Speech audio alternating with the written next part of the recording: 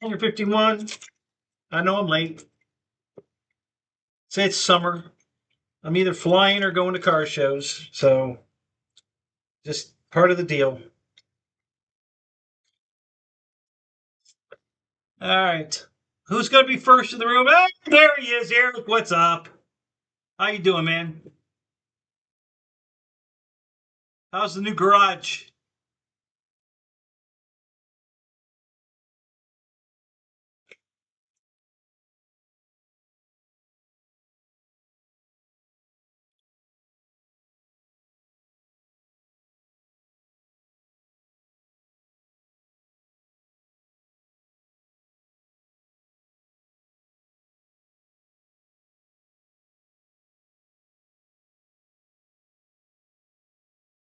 Michael, what's going on? How you doing, man?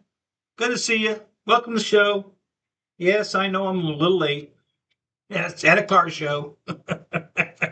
It's still going on.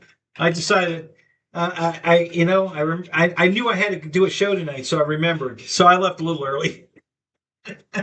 It was still in full swing. It was doing good. Johnny, what's up? How you doing, man? Welcome, welcome, welcome, guys. Good to see y'all.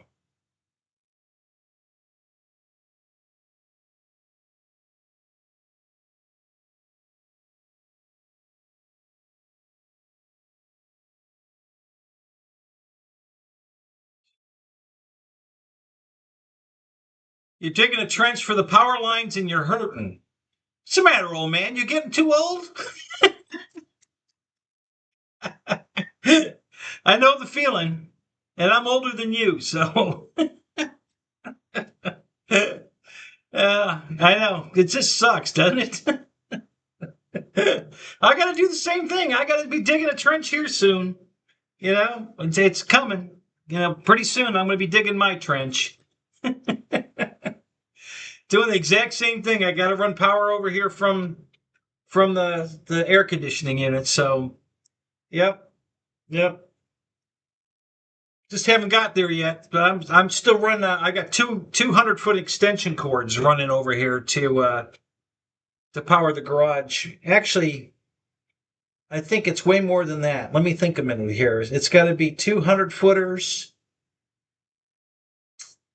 probably 300 footers, and a 50 footer to power to have the power I have out here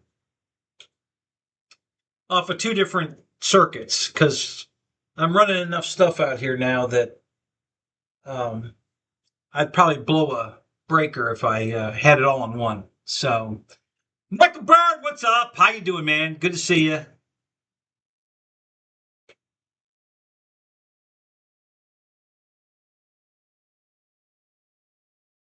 Yeah, that costs money. I'm not hiring a young bloke. I'm too cheap to do that. I'll do it myself. Yeah. So I just have to take an extra day of rest. That's all. I can handle that. I can spend a day in bed to save the money. Yeah.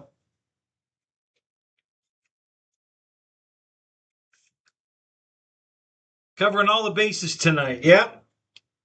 Yeah. Trying. Anyway, what's up? How you doing? Well, Bill from Iowa. Now, where are you? You're in Oklahoma. Are you in Oklahoma? I think you are.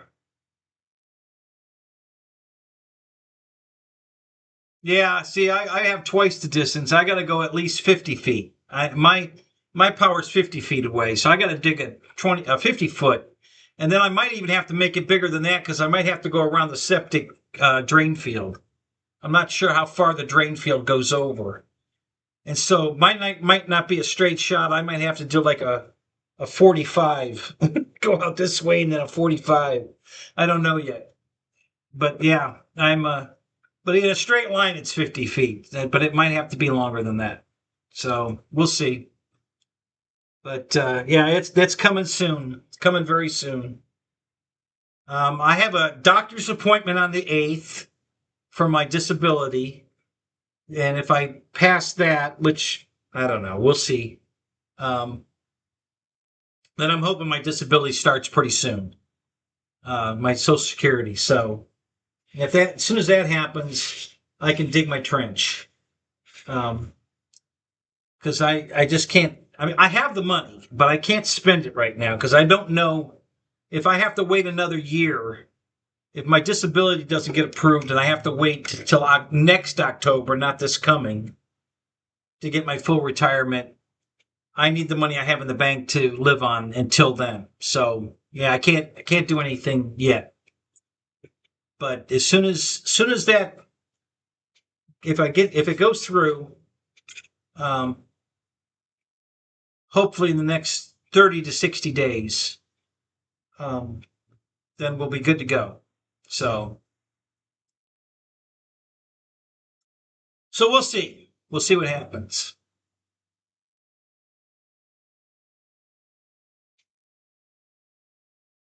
I don't need another G8. Sure, I do. Why not? I'm not. I'm probably not going to get it, because I don't want to spend the money. I have the money for it, but I can't spend it. All right, I like just said, I got to wait till my Social Security gets approved. So, but I've got the guy down to $6,000 on it. It's not a total loss car. It's got brand new paint. Um, the wheels are perfect. It's my wheels are not that great, but I didn't pay much for them. These wheels are perfect. The paint's perfect. The interior's got some issues. Nothing major, but it's got some issues. Um, it'd be a great investment because I could sell it for double what I'm going to pay for it after I fix all the issues. So, um,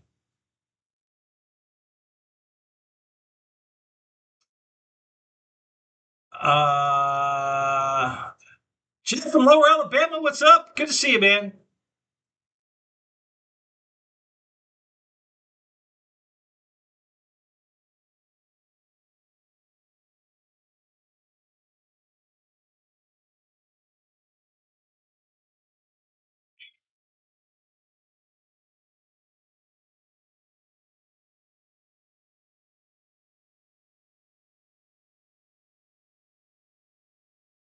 Well, somebody just sent me a message.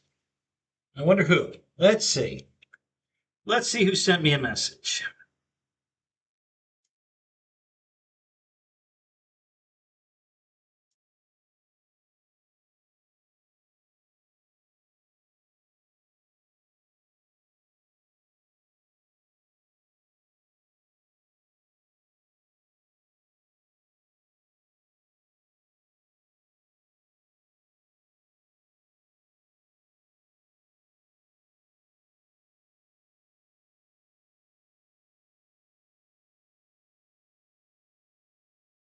Let me see. Hang on. Right there. Do there. Do there.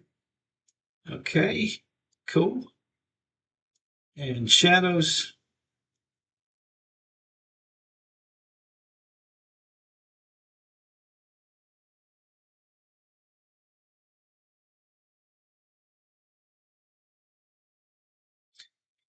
So Shadow Ops, Eric, had a had to put a well pump in today. I'm guessing if he didn't do it himself, he was at least working on it. So he's whipped. I had to do that last year. You guys remember that one when that happened. So he um,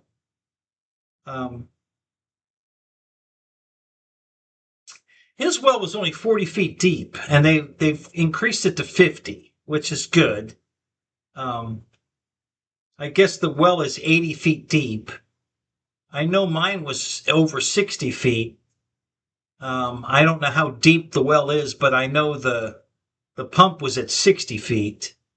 So we didn't probe it to see how deep it goes. They just fixed it and put it back at the same depth, which is fine because it's working fine. I haven't had any, the pump broke. Not I didn't run out of water. Well, so far my well's fine.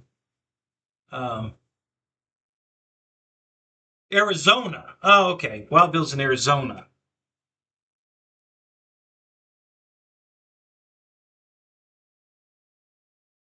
Um, Is it free? No, it's not free. No, but for 6 grand, it's a steal. You know, the guy wanted way more than that, but I went and met him. I saw the car, and he agreed to take 6 for it. I was actually getting it for my brother. I wasn't going to buy it, but my brother's backed out of that deal, and that's fine. I mean, I understand why. He's got something else going on, so no big deal. But I'd like to see if I can make it happen. Yeah, I'm gonna talk to him Monday, see what happens. You're not free, don't do it. Yeah. So we'll see. I don't know. It's hard to pass up a good deal like that because the car, a paint job alone at the body shop I worked at was $10,000. It's got a brand new paint job on it. The paint's beautiful. So the car looks great from the outside, but it has a lot of minor issues. Nothing major. It's all minor shit. Well, maybe. I haven't heard the motor. I haven't driven it. We couldn't get it started. The battery was dead. Yeah, I know I can only drive one at a time. I know. I'm aware. Hey, you have more than one car, don't you, Michael? You know. So yeah, you know, people that live in glass houses. Yeah. So anyway, we'll see. Um, it's I don't know. I'm not gonna. Yeah. Yeah. So I'm not gonna put myself in jeopardy or anything for sure. So don't worry about that. But if I can work out some kind of deal with this guy, if he'll wait, maybe make a down payment on it and then wait. I don't know. Um, and if not, it's not. I'm not going to lose any sleep over it. It's not going to be that kind of deal. It's not a big deal. I'm perfectly happy with the one I have. Although I can't seem to stop this oil leak without major work, which is same thing. I got to pull the tranny on this one too, then to fix the oil leak. I got an engine oil leak on this one, and the Super B has a tranny oil leak, and both of them require the transmission to come out to fix. So, not excited about that, but we'll see. Um, you know, it's not. It's nothing I have to do urgently. I've got other cars to drive. I got the truck. I've got the Daytona. I could put the other Daytona on the road if I have to take the G8 off the road. I could put my Impala back on the road. I got cars to drive, so not a big deal. We'll just for right now, not going to worry too much about it. But I'm going to go check out the G8 anyway. Actually, I met a guy and his daughter at a show last week, and he told me if I came across a good deal to let him know. So I saw his daughter last night. I went to Applebee's last night for dinner. I just felt like treating myself to dinner, so I just got the half price appetizers after 10, and his daughter is the hostess there, and she was working. So, and it was really funny because I walked in, she didn't remember me. So I said hi to her, and she kind of looked at me creepy, like I was some creepy guy hitting on her. So I went and sat at the bar, and then I came back and I said, "You don't remember me, do you?" And she just kind of looked at me funny, and I said, "The blue G8," and then she went, "It's your car all the time, isn't it?" It's funny. Anyway, she wants a G8. So I was hoping that her dad would call me about this car and get it for her. But that didn't happen either. So, and I'm not calling her. I mean, I've already told her that. But anyway, so, and then let's see. I haven't really worked on the Carbon Zia. I did a little bit, but nothing major yet. Just got a lot of things going on right now. So Mike SSI, what's up? Good to see you, man. Good to see you. Welcome to the show. So, um, yeah, no big deal. I've been working on my cars a little bit. I did. I actually had bought them quite a while ago, but I finally put them in the car. Have you seen the eyeballs you can put in the windshield that look left and right and blink and So I bought a one segment one and put it on the car, and I didn't like it. It was too small. Um, I bought a second one with the double eye one, um, and that looks a lot better. And I finally put, I've had it for months, but I finally put it in the car. Oh, excuse me, I put it in the car for last night's car show and used it there, and then I used it tonight at the show I was at tonight. And people like it. They, especially the kids. All the kids just go ape shit over that. The toy car on the roof, and then the eyeballs. The kids are all over that. So that's funny to watch. Um, Beeman, what's up? How you doing? So anyway, yeah. Let's see what else going on.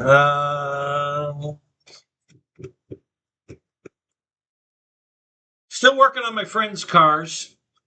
Both of them I won't restart, and I haven't figured out what's going on. I came up with another possibility on the one, which I'm going to uh, either look at tonight. I'm wondering if the fuel injectors are stuck on both cars. Although I did try to spray ether in them, but I'm a one-man show, so I can't spray ether in it and I can't crank it at the same time. So that's been a pain. But I'm wondering if just the fuel injectors are stuck. So I can check that. I'll probably after the show tonight, the one that's on the lift. I'll probably check that one. Well, actually, no, I won't. Not tonight because I have the Pontiac's under it. I can't lower it down. Well, I could back the Pontiac up. I didn't bring the Daytona into the garage tonight, so I don't know. We'll see. But yeah, I've got one of those auto center punches, which is it's a snap thing. You push it down when it's a spring loaded, and then it snaps, so you don't have to take a chisel and a hammer. It punches automatically, and that works great for unsticking a fuel injector. You just snap it on each injector a couple times, and it frees them right up. So I might try that on this one and see if that gets it started. It seemed like the pump was running. I was under it last night and I could hear something running. I can't think of what else it could be. A temporary when you turn the key on, something runs for 2 or 3 seconds. The only thing I know of that would do that is the fuel pump. So um, try it on a windscreen. Yeah, no. Yeah, that'll shatter a window for sure. Yep. You were right there, buddy. That will shatter a window. Yep, no doubt about it. So, but yeah, it works perfect for unsticking fuel injectors. The one wagon I bought wouldn't start, and I thought, I wonder if, and I just put a new fuel pump in it. That's why, that was the first thing I did. So I knew the pump was running, but it wouldn't start. So I went over and snapped all the injectors and fired right up. So, yeah.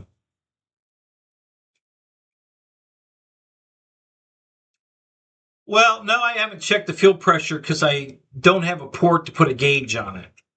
So I would literally have to take one of the fuel injectors out to get a pressure on it, and they're not easy to get at on this engine. And I love V8s; they're so much easier to work on. Rear wheel drive V8s. This is a front wheel drive 4-cylinder, and the fuel injectors aren't easy to get at. So, but that might be the next. There might be a fuel port on it. I'm not familiar with this car because I normally don't. There's only one person I'll work on a front wheel drive car for. This girl I really like, and not in a dating way, just a really nice person. She just a wonderful person, and so I'm trying to help her out. And yeah, here's the only front wheel drive car I'll work on. Um, so yeah, so I'm aggravated because the two cars I'm having trouble with are both hers. Actually, that's not entirely true. The other one's was a friend of hers that I'm working on. So, but yeah, anyway, so we'll work on that. I'll keep you posted. I'm sure I'll figure it out. It's just taking me a lot longer than I had anticipated. Because these cars are just front wheel drive cars are just aggravating as fuck to work on, and that's why I don't do it. And after these, other than hers, I'm not gonna look at any more front wheel drive cars. I don't care if it's a friend of hers or not. I'm just not doing it. Yeah, they're not worth working on. So I'm just kind of over it. So we'll see though.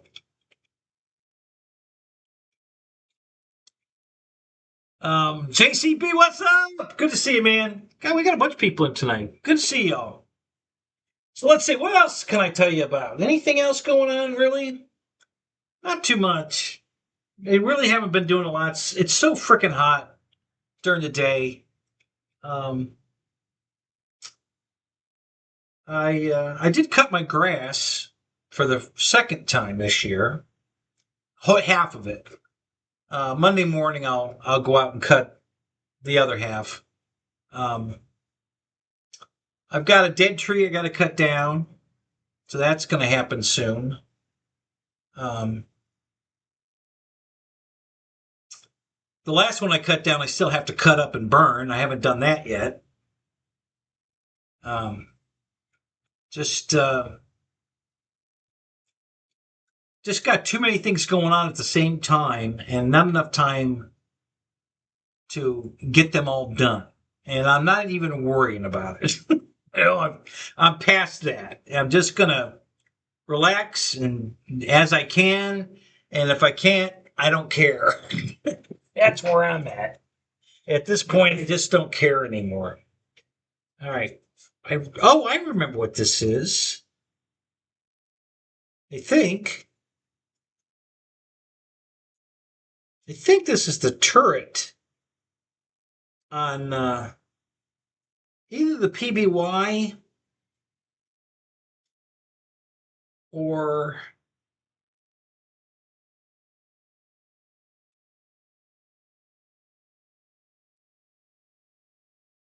I'm not sure. This might be the turret on the PBY. Yeah. I'm looking at a piece of foam. It's tapered and it's got a wooden insert on the bottom. And I can't remember what that was for, but I think it might be. Eric, you have a PBY. What is this? Is this thing a turret for the PBY? Is that what I'm looking at here? Because I know you did your PBY, so um, if not, I'm not sure what it goes to. It's not the turret on my, because that turret's on it, so it's on my Lancaster. So it's I know it's not that. Um, yeah, the only thing I can think of right now. Um, yeah, the PBY. Okay, so this is the turret for the PBY. Okay, I just saw it laying on the desk here, and I'm like, what is that to? Yeah, so that's what it is. Yeah, so this is the turret for the PBY. No big deal. Right. So what else is going on? Anybody buy any new airplanes? Anybody? I'm literally trying not to spend any money right now. I did go to Harbor Freight and spent a little bit of money. I got a free set of wrenches, which was really cool. A 9-piece set of wrenches for free. I had to spend any amount of money. I could have bought a candy bar for $1. It doesn't matter. I'm in that program. I signed up for that program. What a deal that was. I think spent, I think it was $38 for 2 years of a membership, and I get all kinds of free shit from Harbor Freight.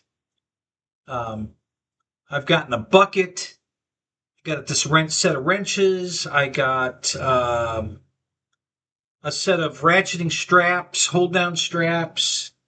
For all I have to do is go buy something, anything. I don't have to spend it. Doesn't matter. I could spend $1.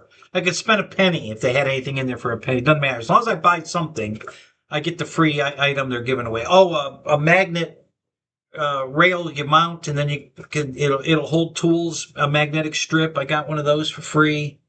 I might go back tomorrow. I bought the 9-piece, or I got the free 9-piece set. I might go back tomorrow and buy a candy bar to get the 9-piece American set. You know, they're chrome wrenches. 9-piece. They're Pittsburgh. They're perfect to put in your car. If you want to put a set of tools in your car, this is exactly what you buy these for. So if you get stuck on the side of the road and you need a 10 millimeter wrench or whatever, perfect. So, so for free, you can't beat it. It's just a screaming good deal. So, man, what's up? How you doing, man? So, yeah, anyway, watching Oshkosh's night show, yeah?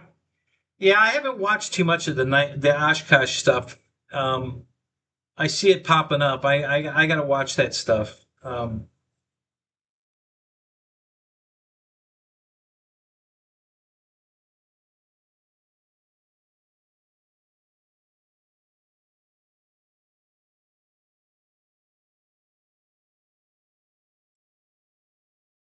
I thought changing the D44 out in the 4x4, but it's not. No fun. Oh, you thought it'd be fun, but it's no fun at all. Okay, now that makes sense. Um,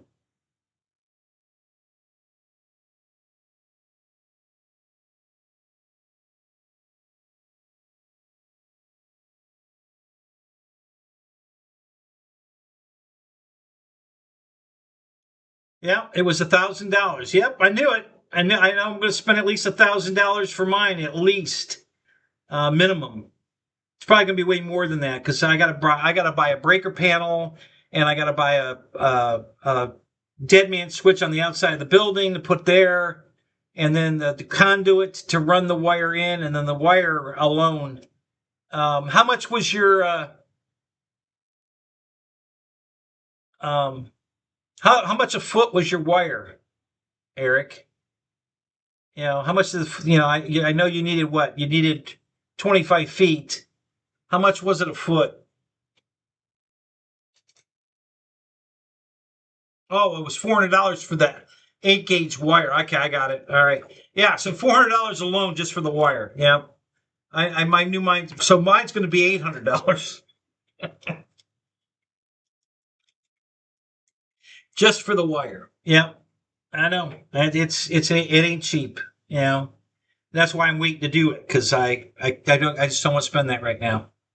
I got other things I can work on. To keep moving forward on the building and everything, but yeah, I don't want to spend that right now. I've got enough wood to build all my walls, or almost all. I already bought the other set of the French doors. I have those. Yeah, I think I have enough wood to do all the walls, including the bathroom wall. Um, so I think I can build the bathroom. I don't have a door for the bathroom yet, but that's okay. I'll get that later. So yeah, if I've got enough wood, screws, and everything to build the rest of the walls for the upstairs. So that's my next. Um, that's where I'm headed. The problem right now is making room to move everything that's upstairs that I got out of the way down here. Now I got to bring that all back down here. So So I have to clean all of this up and compact it, so I can get everything upstairs down into here, which you'll never see because it's all behind the camera. This is a mess. What you can't. This looks good, but it's all for show because this is a mess. Everything you can't see is a frickin' mess, and it's going to get worse before it gets better. So, um,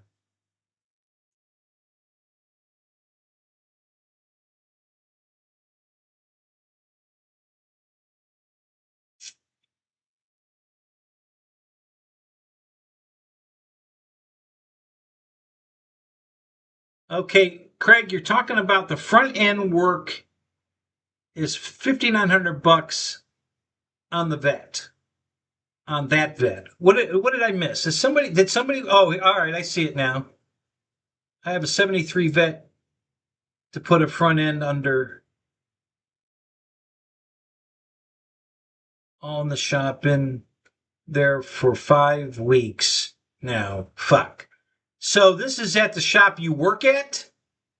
Or is this a personal project?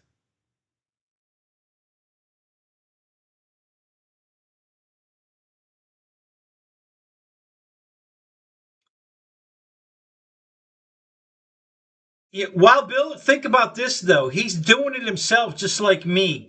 Just think what it would cost if he had to pay somebody to run that electrical. That's where it really hurts. Thank God we can do it ourselves. If I had to pay somebody to do all this, fuck, it would never happen. I couldn't do it. Thank God I can do it myself. All this, I did all the studs, the floor, the joists, the drywall. I did it, the paint. I even did the paint myself. Wild Bill. Yeah, just think what it would be like if I had to pay somebody. What is in that? What is that? Oh, that's the wing. I'm looking at this sticking out because it wasn't sticking out before. You see that next to the trophy over here. Um, that's the wing still in the bag to the OV10 Bronco, the Hangar 9 OV10 Bronco. It's sitting on the fireplace. The fireplace is sitting here. The box is sitting on top of the fireplace. The wings are out of the box, and I don't know how that shifted, or did the camera shift? I think the camera shifted. Yeah, that's what's wrong. The camera got moved. Hang on a minute. I'm going to do it without leaning over. The camera moved. So let me turn the camera back this way. See how that looks. Yeah, perfect. Now you can see that the Carbon ZT-28, which is what I would rather you see than that. So yeah, there is so much crap in here, guys, that you don't see. Oh, so that's a project you're working on. So you're working on do you like working on a 73 Corvette? How is that, you know, and are you doing any of the fiberglass work, or are you only doing the mechanical part of it?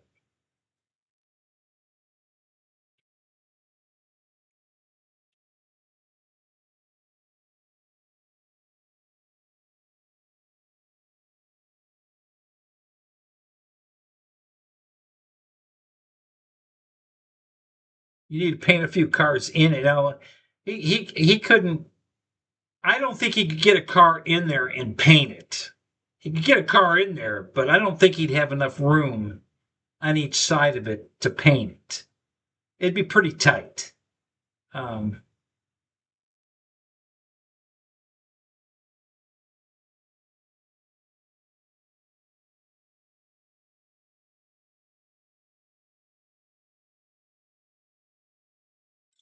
Good for you, Eric. I mean, I know saving the silver was, but I know you're already thrilled with just having the building there, and you're not even using it to its potential yet.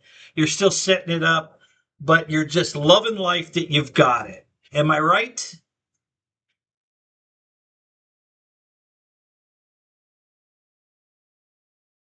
Because I know how I feel about it. I'm not using this garage to its full potential yet either, but I'm using it for a lot of it anyway, and I absolutely love it. You know, yeah, you're just doing the front end work. Yep, that's cool.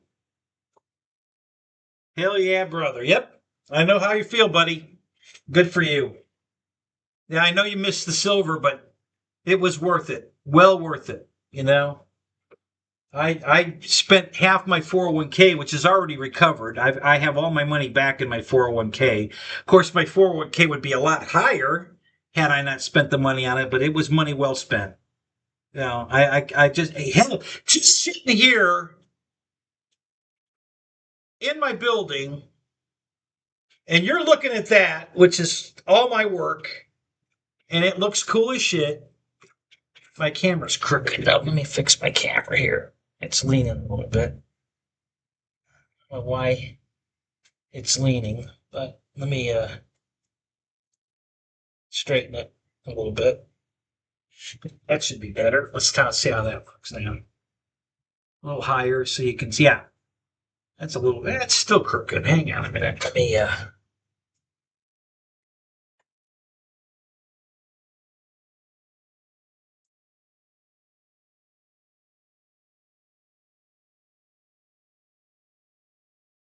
Oops. Uh oh. No, we don't want it to go there. Okay. All right. Boy, this thing's not cooperating at all tonight. Hang on. I'll get it here in a minute.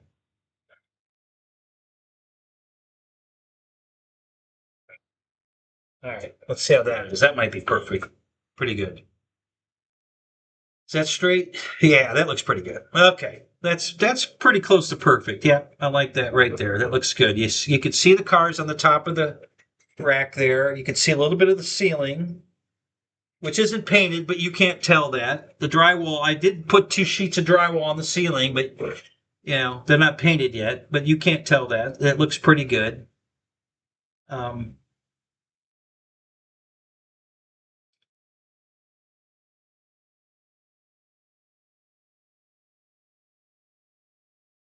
oh, is that right? Is silver and gold falling in value? Well, then now's the time to buy it, isn't it? Keep me posted on that, Wild Bill. If you're following that, let me know.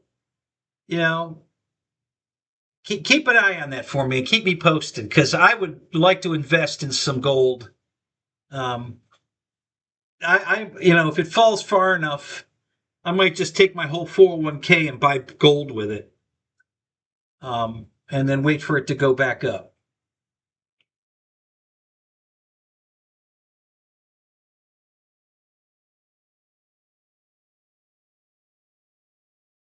Is that right? Gold went down that much, and it's still $3,600 an ounce. Jesus.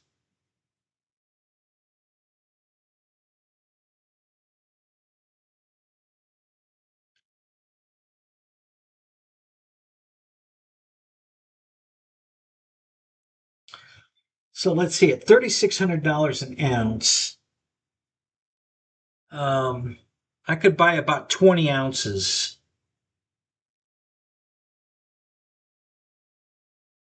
Um,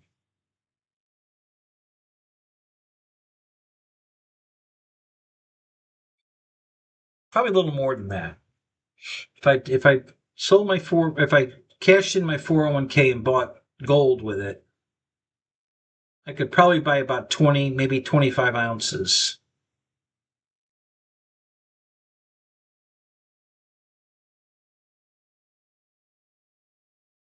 Oh, so when the war ends, gold will go way back up. Boy, I might have to do something here quick then. I might have to do something.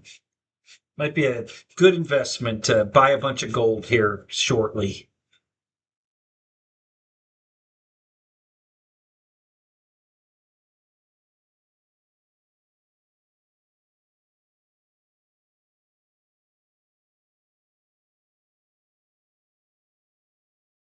Wow.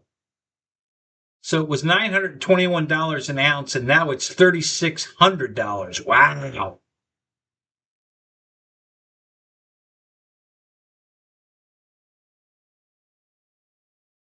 So yeah, I think my 401k is probably I probably about 80,000. I think in my 401k.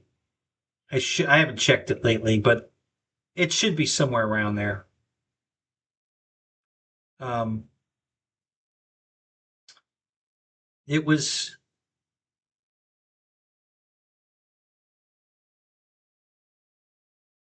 it was too high then. Yeah.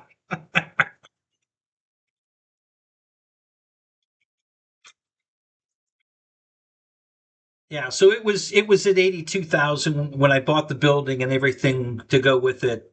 So I blew about 40 of it, and the last time I checked it, it was already back up. It recovered in about 4 years. It's been since I put the building up, maybe 3 to 4 years. Yeah, and it recovered already. So it didn't take that long to recover, and I haven't done anything with it yet. It's still sitting where it was, and so yeah, well worth it. Super, super, super happy I did this. I absolutely love this building. Um,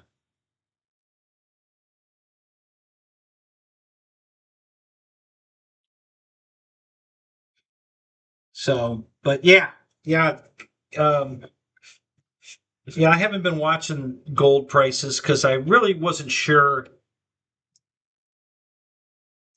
I don't follow it, and obviously, Bill, you do, and that's good. Like I said, please keep me posted. Um, the it had gotten so high that I thought, well, fuck, now's not the time to buy gold. Shit, I can't afford that. Um, Victor, what's up? Good to see you, buddy.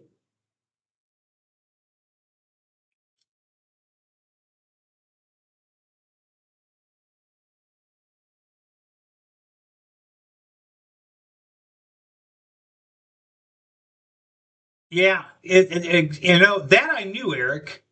I knew gold was about $300 an ounce. The last time I had actually looked at gold, I had no idea that it had gone up to the thousands that yeah, $4,700 an ounce from 300 is crazy. I wish I'd have bought gold back then, but fuck, who knows? I didn't know. I never thought about buying precious metal. Um, been thinking about it lately though.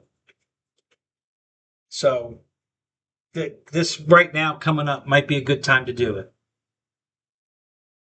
Um, so we'll see. I might have to think about that.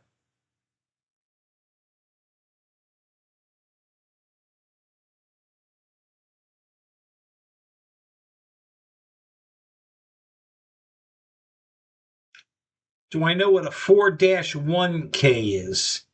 No, I don't, apparently. No, I'll answer you. I didn't know. I have a 401k. I don't know what a 4-1K is. What is that, Mike? Enlighten me. I'm very interested. I don't know what a 4-K is.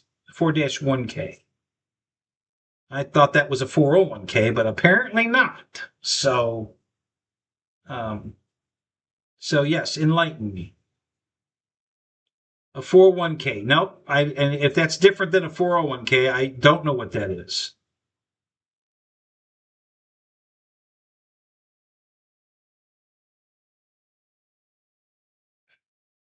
I'm stupid.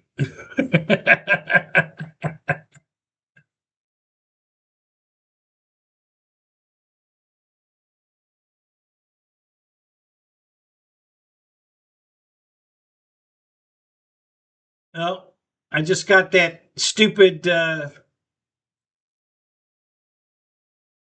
see here. Yeah, Victor's post. Hey, hey, hey, Jeff. It changed it to the Jeff, and it has that stupid emoji thing in front of his text, so that screwed that up. Um,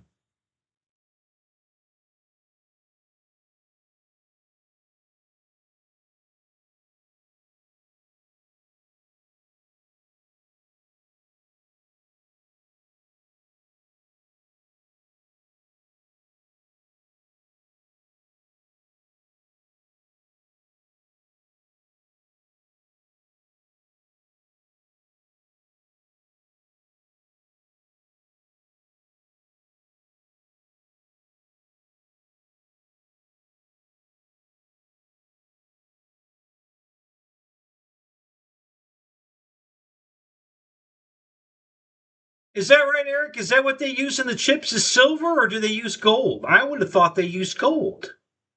That's interesting. You guys are on top of all this shit, man. I ain't got time for this. You guys got to help me out here. I mean, I really need to know this shit. Yeah, I didn't know that Taiwan was building a factory in California. That's interesting.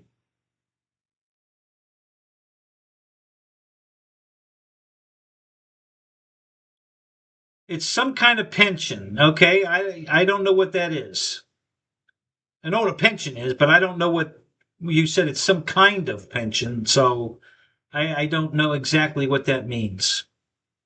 Is that something anybody can buy into, or do you have to work for a company that offers that, or I don't know. I have no idea.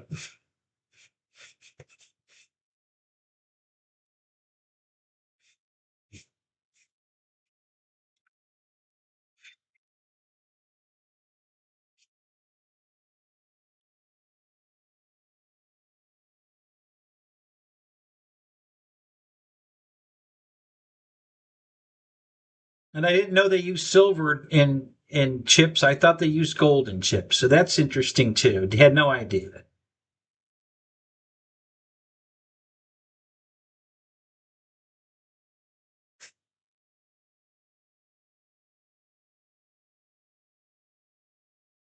So 401k is gold? Mike, is that what you're saying? It's a pension fund investment. Okay. So what's it based on? I mean, how is it traded?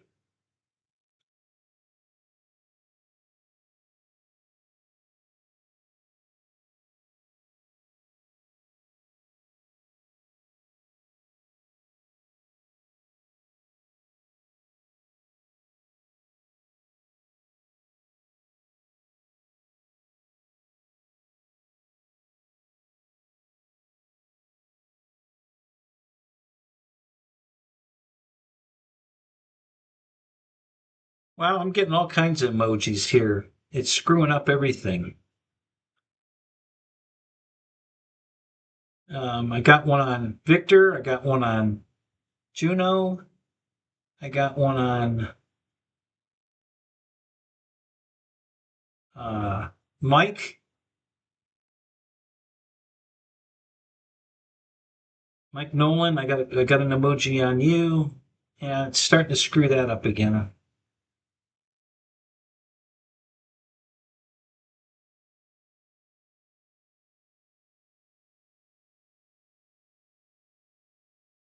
Okay, so here's what it did on yours, Mike. It looks like you typed G Day, like good day, to Juno, but it changed it to hello.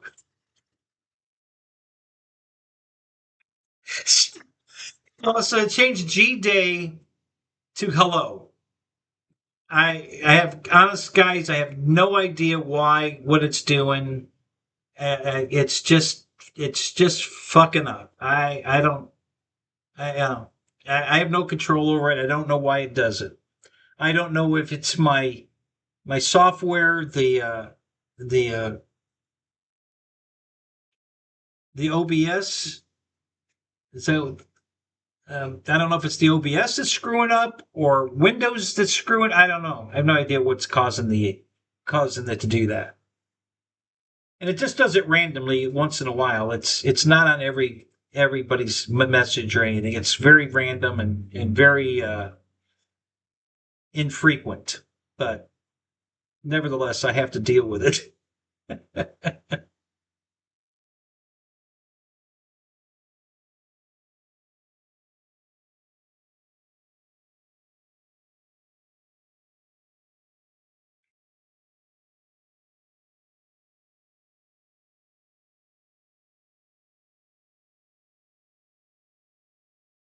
He's got to put his jeans in the dryer. I did that before I came out. I just did a load of whites. I had to put them in the dryer before I came out.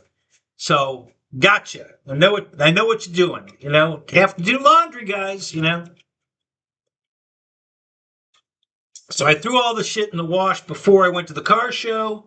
And I threw all my shit in the wash yesterday.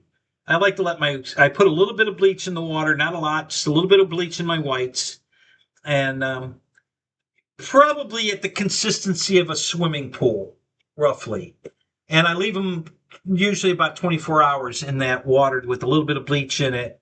And it works perfect. My whites come out whiter than white. I mean, and it doesn't screw up the color. And if it's something like this, for instance, my printed this is Gooniac's shirt. If you can't read that, it's a Gooniac33, and it doesn't mess up the colors, and the whites come out super white. And so I went ahead and turned it on before I went to the car show. So it washed and did its thing. When I got back from the car show, I threw it in the dryer, and then it came out here. So,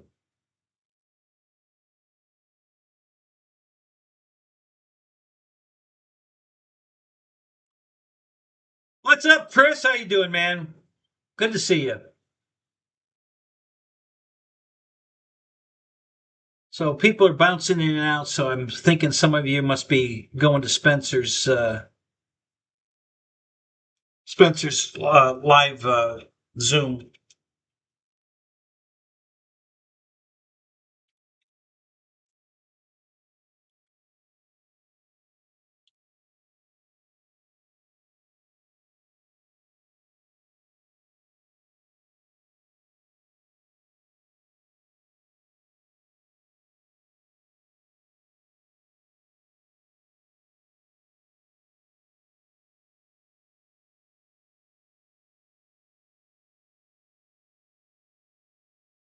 Turbine jet. Did somebody mention something I missed about a turbine jet? I didn't see that post. I'm looking now.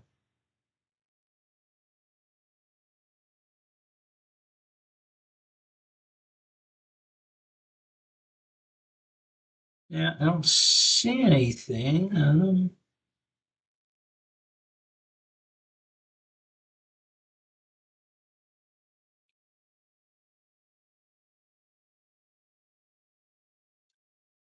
And just so you guys know, listen, if I don't answer a question, it's because I didn't see it, not because I don't want to talk about it. I'll talk about anything you want to talk about.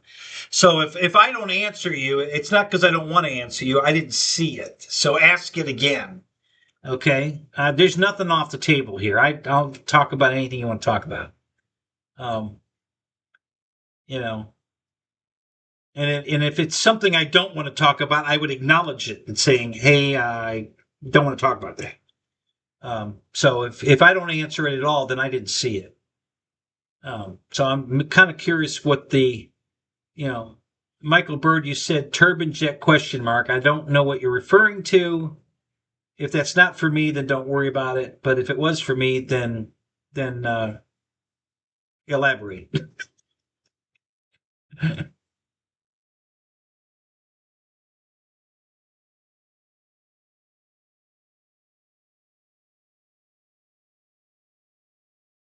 Yep, Eric, I'm 100% with you, buddy. Same thing here. I'm alone.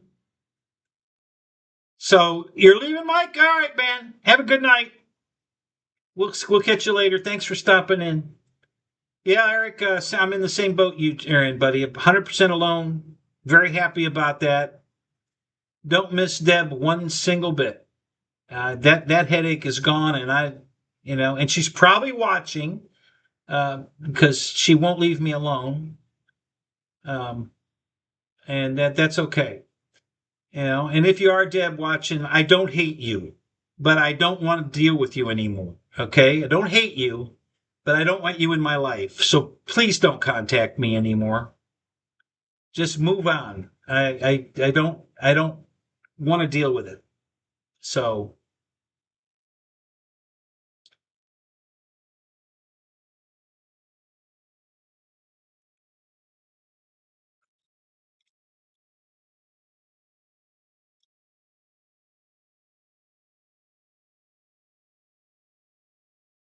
so I've got to let me open it in another window so I can see what the link you sent me is.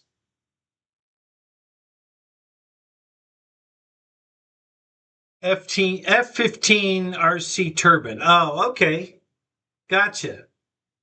Thank you. Appreciate that. So that answers that question.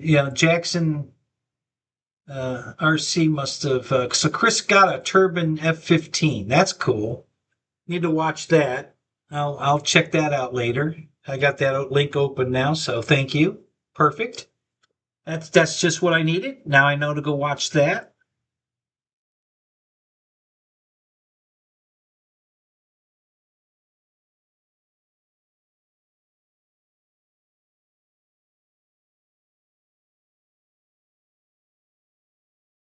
So I've always done my own laundry, always, because growing up, I would buy T-shirts like this, nice T-shirts that I wanted, and my mom would ruin them. She didn't know how to fucking do laundry, so she ruined all my good shirts. So I by the time I was 14, I was doing my own laundry. I told mom, "Do not do my laundry. I will do it myself." That's the end of it. Don't ever fucking do my laundry again. Because she ruined all my fucking shirts. So since I was like 14, I've been doing my own laundry. When I married my first wife, I told her, "Don't you ever fucking do my laundry. I will do it myself." She didn't care. Told my second wife, same thing. She got pissed that I wouldn't let her do my laundry. Why are you mad? I'm telling you I'm going to do my own laundry. You don't have to do that for me. And that made her mad because she needs to be needed. Okay? And I don't need her to do my laundry, so that made her mad. Okay, whatever. I thought that'd be I thought a woman would like the fact that I don't need her to do my laundry. But no, it would be totally backfired on Deb. She has to be needed. Okay, whatever. So she got mad that I wouldn't let her do my laundry. Because I don't want to deal with it, ruining my fucking clothes. So,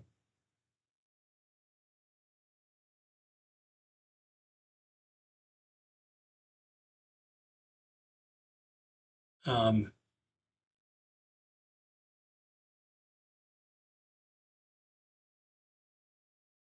yeah, yeah, I understand that, Chris. Yeah, YouTube's pissing me off too. I'm about ready to switch to TikTok. I think. I don't know. We'll see. Um, get a dog. Yeah, I've got a cat. And he's okay. Cats are a pain in the ass. I would rather have a dog, but I don't. Right now in my life, I don't want either. I just want to be alone. Because I don't want to have to come home at certain times to feed the dog. That's the one thing nice about the cat. But the cat wouldn't come in tonight when I wanted to go to the car show. So of course, when I come home, he's laying right in the middle of the fucking driveway because he wanted to come in the house, and I wasn't here because he wasn't around when I asked him to come in the house. So, but that's a cat. Cats take care of themselves. Um, I know you guys want to know me. You want to see me balance a prop. How about?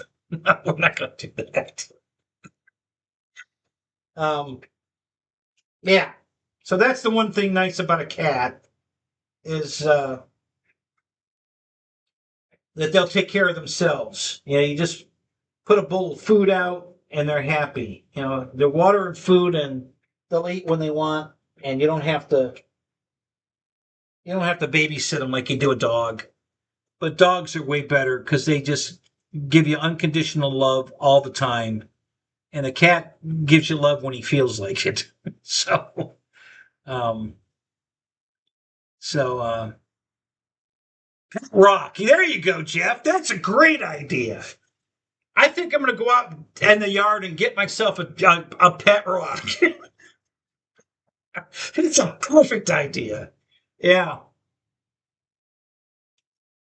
I like that idea. That's a great idea. I'll just paint a little face on it and talk to it every day. So yeah, that's a great idea. Man, when that came out, I didn't under people were buying rocks, for pet, and I'm like, how stupid are people really? Are you serious? That's actually working. Um, I was at when I went to Harbor Freight today. Um, and you know me, I can't pass up a sale.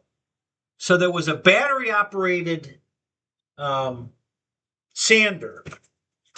I think similar to this one, very very similar to this. All right, this is a corded sander, and it works great. And I was using this. I used it on the Carbon Z a little bit. It's got the Velcro pad. You can slap a pad on it and sand, and so, but it's corded, and I wanted a cordless one. So Harbor Freight put one on sale that's normally I think $69 or $49, I forget, and it was on sale for $19. So I bought it, but I didn't buy the battery, and I'll tell you why. Because they've got a sidewalk sale coming up next month, about a week and a half. And if you buy the battery and charger combo for $99, you get a free tool. So I don't know what I'm going to buy yet, but they have everything. It's a Bauer brand, which is one of their better brands. They have sanders. They have a portable fan. They have ratchets. They have all kinds of power tools. So I'm going to have two power tools that will share the battery and charger that I'm going to buy for the $99 and get a free tool. So I'll have the free tool plus the sander I bought at 41% off of regular price, whatever it was, or something. I forget. Maybe it was 61%. I don't know. It was a really good deal. And so yeah, I really don't want to spend money right now, but shit like that's hard to pass up. And so anyway, did buy from Amazon a power ratchet. I finally bought a battery powered ratchet. Actually, I take that back. My mom bought me one, I don't know, 20 years ago. And it was a quarter drive battery ratchet. And I believe it was a Skill brand. But the battery doesn't come out of the tool. It's, in it. And of course it stopped working. And I miss it. I really liked that because it was a quarter drive and I really liked that.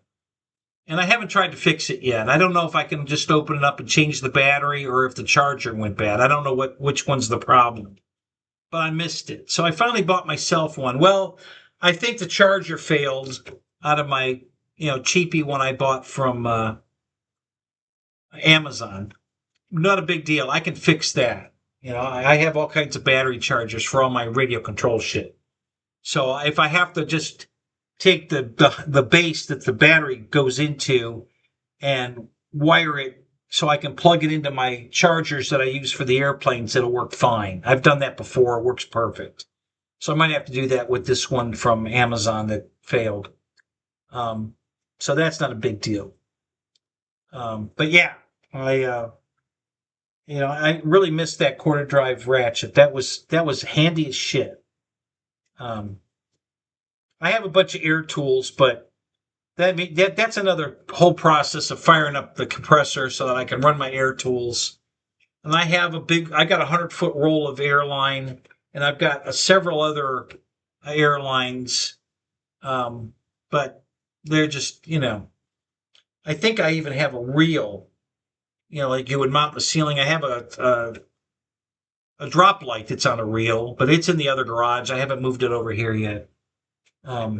So yeah, just again, we got a lot of pokers in the air. I just so many things to be working on, and I just have to pick and choose what I want to work on at that moment.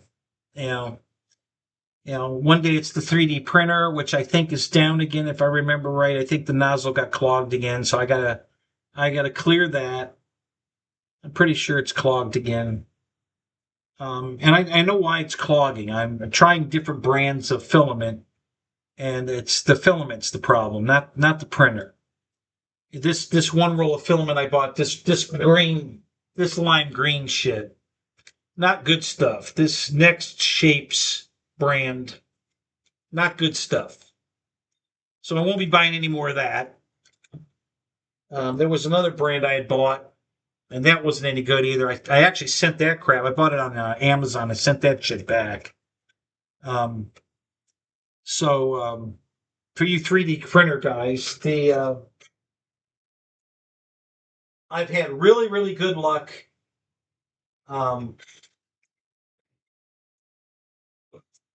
With I think it's called Sunlu. Their filament's really nice. I like that stuff. Good stuff. The Creality stuff has been pretty good, but I think that's what I was using. Well, wait a minute. That did finish. Yeah, that I did a. So this is the stuff from that green roll, and if you look on the hood here, you see all the bumps and shit on the hood here. Let me get it in the. And I change this so I can get it in the light where you can see it. Yeah, you see all the bumps and shit? I think that's because of the filament, not the print. I'm pretty sure. And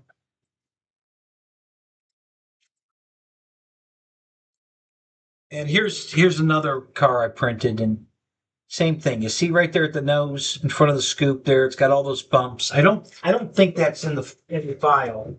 I think that's a problem with the filament. And because here's the exact same file, but with a different roll of filament, and there's some bumps there, but they're not near as they're not near as bad as they were on the green. They're barely noticeable. So, and this is the different filament. This is Creality filament. I've never used this before, so I was trying something else new.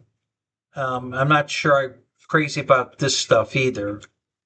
So, but we'll keep playing with it, and we'll see. I think this filament came out beautiful. You look at how smooth and shiny this is. This was really good stuff. So I think I'm going to try to print this car, this Challenger that I printed this G8 in. I think I'm going to try to print this one with this filament. So we'll check that and see.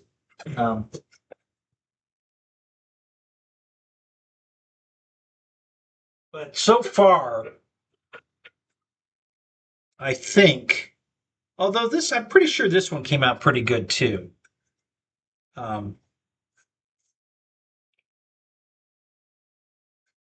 So this filament was good. This is that see-through blue stuff. You can see in the inside there, inside through those diamonds. That's the infill, because this is transparent, so you can see through it. And that's what. Where's that car at? I broke the mirror off of that one again. It really pissed me off. It might. Oh, there it is.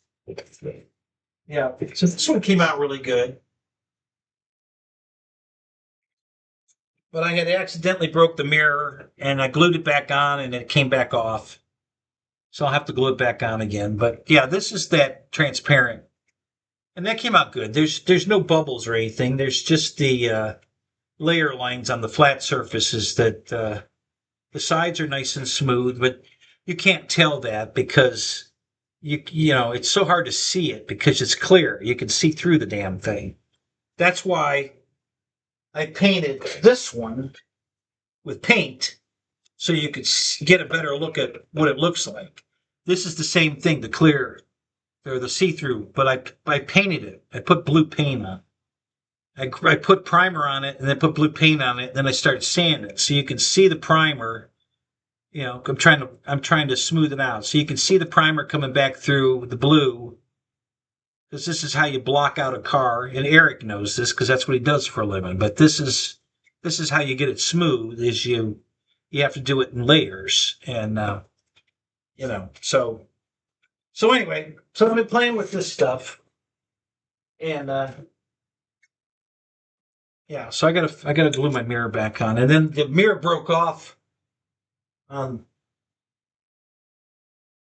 Where'd it go? Oh, the white. Yeah, the mirror broke off on this one. So, you know, this side's okay, but that one broke off, and it didn't print right anyway. So I'm just going to do this one with Gorilla Glue because I already did that once. Same thing on my 300. Where's that 300? The silver 300. Where'd that go? I had to literally make a mirror out of Gorilla Glue, and it came out perfect. But I can't find the car at the moment. Where'd I put that son of a bitch? I didn't take it with me to the car show, so I know it's sitting here somewhere. Did I put it up on a shelf, maybe? No, it's not on a shelf. Let's see it. I gotta get back on these because I want to get these done so I can take them to the car show with me. Because I don't have a radio controlled G8 to take to a car show. I got a bunch of Chevelles and Chargers and that stuff. I got a Hummer. I got a ton of RC cars, but I don't think they ever made a G8 in an RC car. If they did, I haven't seen it.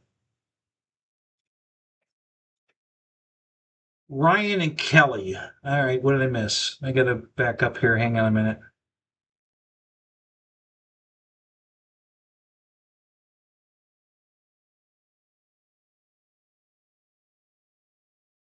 So Ryan, I don't know who Ryan is, unless it's the Ryan.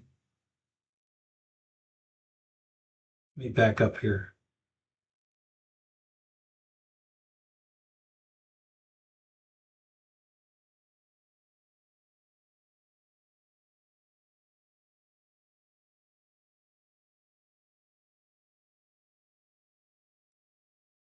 Um,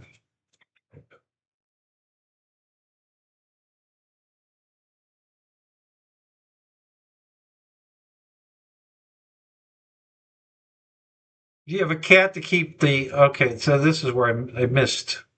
I got to get caught up. That's hilarious. So you have a cat to get rid of the squirrels and keep them away from your pecan tree. That's great. Good. I love that, Eric. Thank you. That's funny. Get an air rifle. Yeah, that's always um,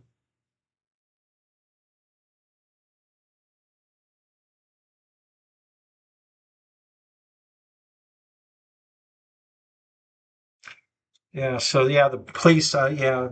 It's don't you love neighbors that just like to get into your fucking business? You know, I fucking hate that. Um,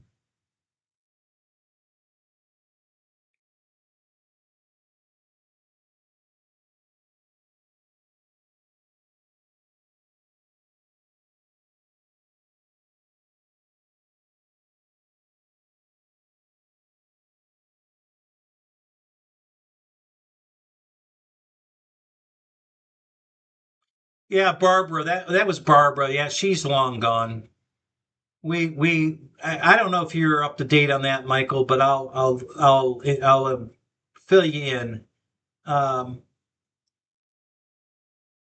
we had a fight over something unrelated to life. Just it was about moving a shed or shipping container type of thing.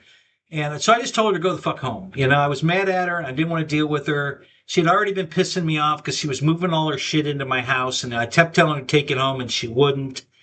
And so we had a big fight, and I just told her to, go home. And she did. But then she came back, and I was still mad at her, and the next day, and I told her to go home. And she says, "I'm not going anywhere. You can't make me." Oh. Um, so I had to have her removed by the police by um, some advice I got from the guy that I can't remember his name at the moment. Tub Hill. Is that? Yeah. Anyway, he told me to use a legal thing called. Hang on a second, I'll think of it. Uh,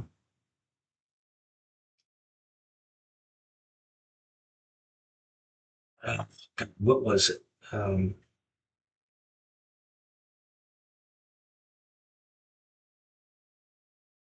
know. I can't remember the name of it. It might come to me in a minute, but it worked. I was granted that. I came home, and the police had her removed that night. And then a year later, she sued me for crap that she said that was still in the house that I didn't return to her, and she lost big time. And she was suing me for $8,000. I don't know how much she spent in legal paperwork and everything to sue me, but she ended up having to pay me $18,000 in legal fees because she lost. And she's gone, and we haven't spoke since, and that's fine. But she has been in my house several times, um, because she likes to come by, and she still has a key to my house. Well, not anymore because I just changed all the locks. So, Barbara, if you're watching, don't bother coming back. The locks are all changed. You can't get back in. I did that like 3 or 4 days ago. I finally, same thing. I bought the locks 2 months ago, and I just haven't gotten around to doing it. Finally did it. I got security cameras too. I haven't put them up yet, but I've got security cameras I got to put up. And but the locks are changed now, so Deb had a key, and Barbara had a key, and both of them they're done now because the locks are all new, both on the garage and the house, so they don't have access to anything now, either one of them. Um, so that's the Barbara story of the woman that I was with. That's all gone. From what I understand, she still owns the house over here that she hoarded herself out of, and she put it in a trust to try to protect it from me in case we went after it, and she did it wrong. So had she not paid the $18,000, I would have owned that house because the attorney I've got good attorneys, and he looked up her trust, and it wouldn't have protected her from it. So I would have owned the house if she hadn't paid it off. So thank God she paid my attorney the $18,000, or we would own the house. So that's done too. And I don't know if I haven't looked. I don't give a shit. I don't know if she changed the trust back to her ownership or if it's still in the trust to her kid, but whatever. I don't care. I didn't want her house. I didn't even want, I didn't want to take her money, honestly. I didn't want to end the relationship, honestly, at that time. But she turned out to be unstable, and it's a good thing that it's over. I just wanted her to go home. I wasn't breaking up with her at that time. I just wanted her to go home. I was mad. We needed to sit down and have a talk about her thinking she was going to control me, but we had to go hardball, and I won that battle, and it's over, and I can't go back to that. So that's over. So anyway, but that's the update on that. I don't know if you knew any of that or not, but yeah, that's the Reader's Digest version of how that went down. Um, and I don't know.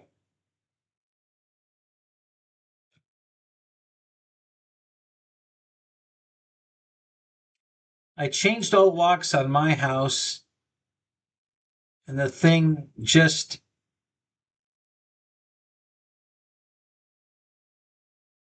Just smashed my bedroom window. I should have called the cops. But I hate drama. Big mistake, I think now. Well, so I have a restraining order against Barbara.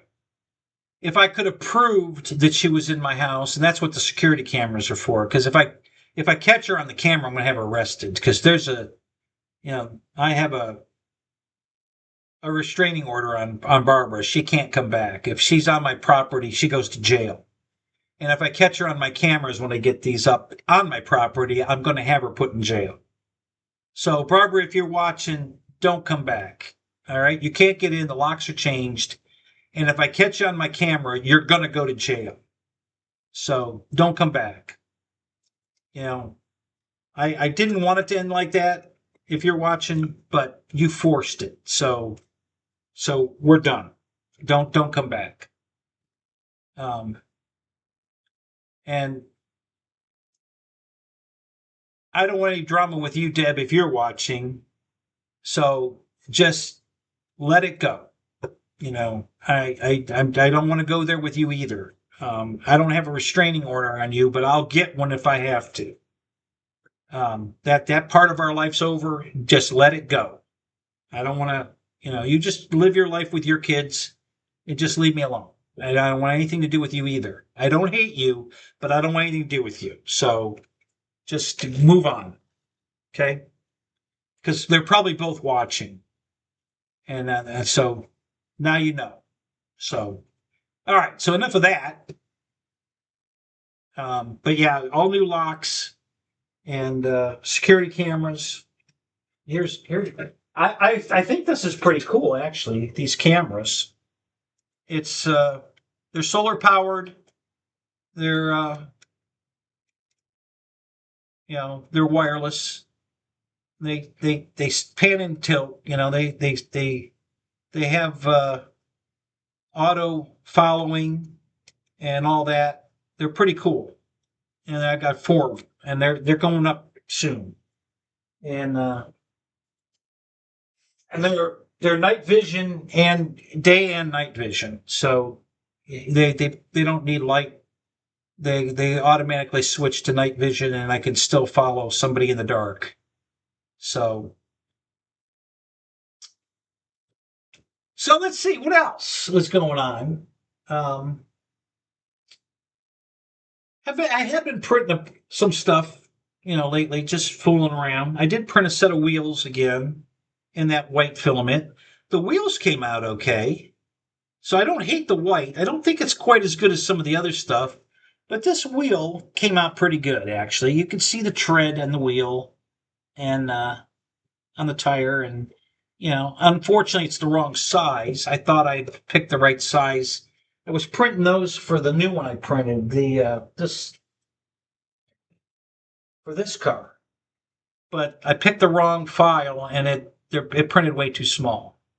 So, and I haven't gotten back to fooling with that, but these are the wheels for the blue one, which is slightly smaller.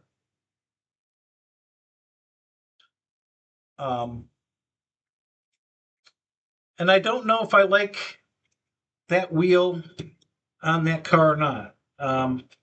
You guys tell me. Does this wheel look too big? Hang on a minute. Let me match these so they match. Let's do this one. Okay. All right. So that's the same wheel on both cars.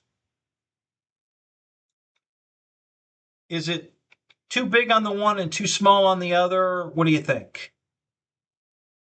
Because obviously this car is a little smaller, but the same size wheel is on both cars.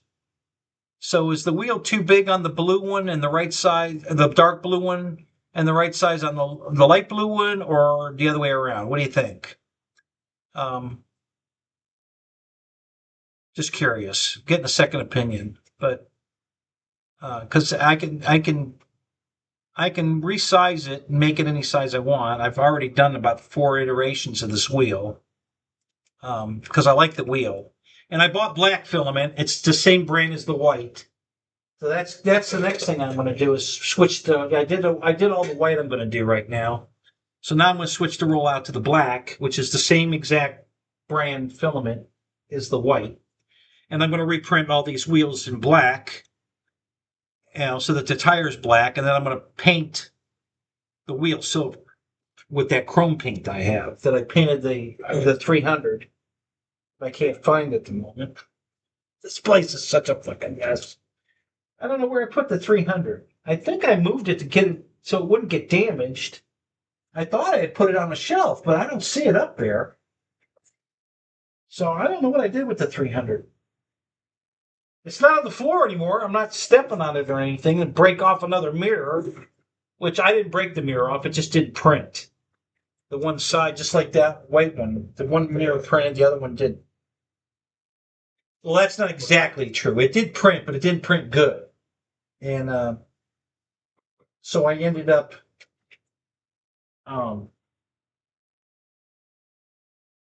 making a mirror out of the Gorilla Glue. And it came out beautiful. I wish I could show you, but I can't find the car at the moment.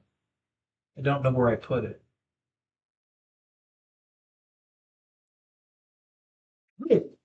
Did I show you guys the Millennium Falcon I printed with the landing gear? I finally got that done. Did I show you guys that? I'll get it.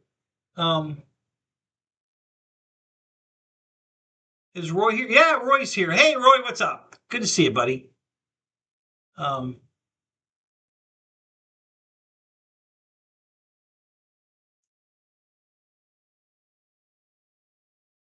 so I can't find the 300 to show you at the moment to show you the mirror, but I can show you the Millennium Falcon I printed with the landing gear. I don't know if you guys saw that or not. So I just broke a wheel, but that was a bad one anyway. That doesn't matter. Yeah, so here's the Millennium Falcon with the landing gear. Oh, why it keeps doing that? Okay. So there's the landing gear. So now I can set it down without breaking the cannons on the bottom, because without the gear, if you set it down this way, it breaks the cannons off. Right here, right here. These get broken if you set it down this way. So I was setting it down upside down because the radar dish protected the cannons on the top.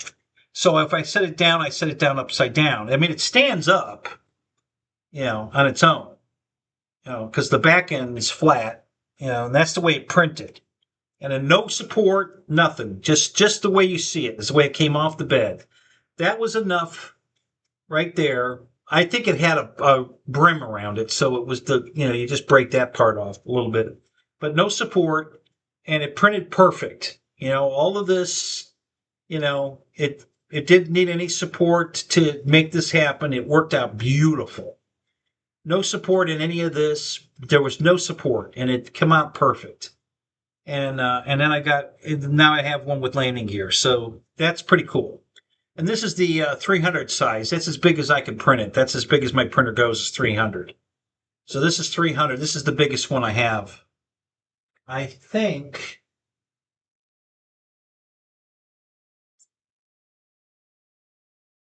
I had another one gold this size, but I think I gave it away.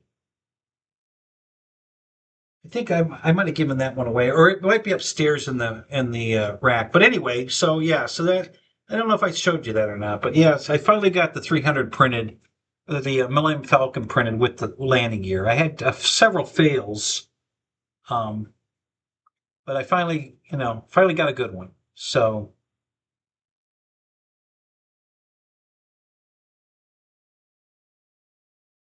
Oh no, you crashed your B-25. Is that the LX model 25, or did you get a one from Motion? Their 25. Which B-25 did you crash?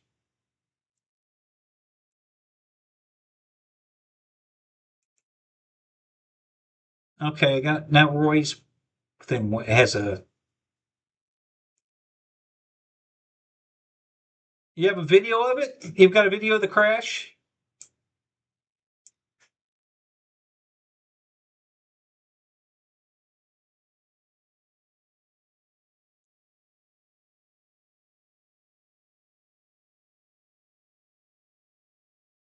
I snapped my Red Arrow Hawk in half. Uh-oh.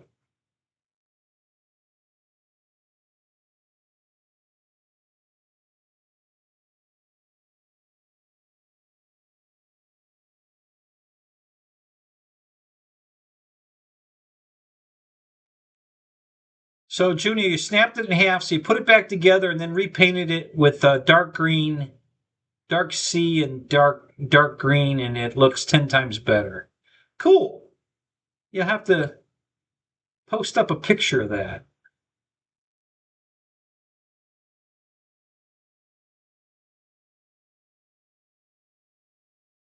Stalled on a bounce landing and did a cartwheel. Yeah, yeah, that happens sometimes. Yep, yep. So I don't know which B-25 you had though. Roy, was it an LX model or the one from Motion or somebody else's? I don't. Is there? Does somebody else make a B-25?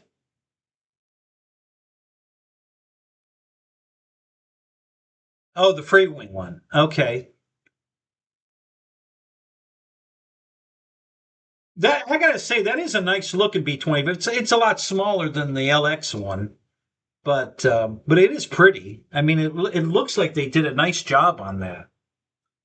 You know, that's one of the ones I'm pretty impressed with. And then their new F-35. Um,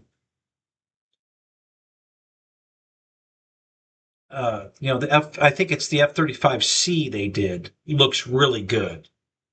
I really like that one. You know, if I'm gonna buy something from Motion, and I haven't said I'm gonna, but I might actually buy that one. It's pretty impressive. Yeah, the LX model one's a 2000 millimeter. Um, and it's beautiful. I mean, it's Kermit Weeks's plane, um, and it you know LX. I think LX does a great job in detail and shit. Their stuff's beautiful. It's not really constructed that great. You know, they do some funny stuff, but you know, I'm like I said, I'm a modeler, guys. I started this shit back in the day when there was no foam. You know, it's all balsa, and you had to build it, and you'd spend months building it before you could fly it. And so I'm a modeler. That's why I fix everything. You know, I do all this Gorilla Glue stuff to fix the wing on because that's what I'm used to. I started off that way. I'm not going to say I've definitely gotten spoiled with these new foam airplanes for sure. I love them. I really do love them. The detail on them and everything is super cool. But I'm still a cheap bastard. So if I break it, I'm going to fix it. Before I just run out and buy another one. I don't mind spending the time to fix it. You know, I've got a lot of hours in fixing this Carbon Z, but um, there's two things. One, I saved $120 by fixing this wing instead of replacing it, and I take a lot of pride in my work. I mean, it. When I get done with it, it's done perfect. I mean, you guys saw me rebuild that wing that I literally cut a chunk out of the leading edge of the wing and then rebuilt it in foam, Gorilla Glue, and it came out perfect. And this is coming out perfect too. So I take a lot of I spend a lot of time with it, but I don't mind that. I'm okay with that. Oh yeah, here's all right. So I'm starting to see a pattern here. It seems like, and I don't know if it's OBS that's doing it or Windows, but it seems like it's trying to either spell autocorrect because Roy, you're oi oi to Juno. I've got the emoji thing, and it corrected it to uh, month Juno instead of oi oi. It changed it to month. So I think because the same thing happened with the G Day is why it corrected that post. Um, So yeah, so apparently it's trying to autocorrect, spell check autocorrect. I'm not positive that's what's going on, but it seems like that's the theme. So when you guys spell something wrong, or not necessarily wrong, it thinks it's wrong. It's trying to correct it. And yeah, I agree. So dumb. I hate this AI shit. I hate this. They're trying. I don't need their fucking help. I know how to work the computer, so I don't need it to fix my shit. And I wish the fuck it would stop trying to fix my shit. I didn't ask for its help. I don't want its help. But I can't shut the fucking stuff off. And it pisses me off. But I'm dealing with it. But that's, some of the times when I'm late too, it's because my computer has decided that, oh, I'm going to help you and I'm going to change it for this to make it easier for you. I don't want you to make it easier for me. Why don't you just leave it alone? Stop trying to help me. I don't need your help. But I can't shut this crap off. No, I don't think anybody else sees it. Maybe they do. I don't know. Good question.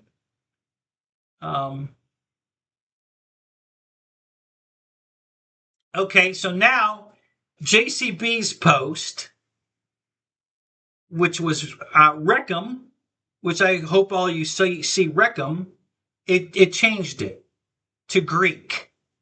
All right, I've got the emoji and the word Greek when it was Reckham ... So it tried to fix that. So I'm betting that you guys all see Reckham, but it's trying to fix it for me, and it changed it to Greek. I don't know. I unfortunately, guys, I have no idea. So you're Roy. Does anyone see month or oi? It didn't correct that. It left it the way it was. Um,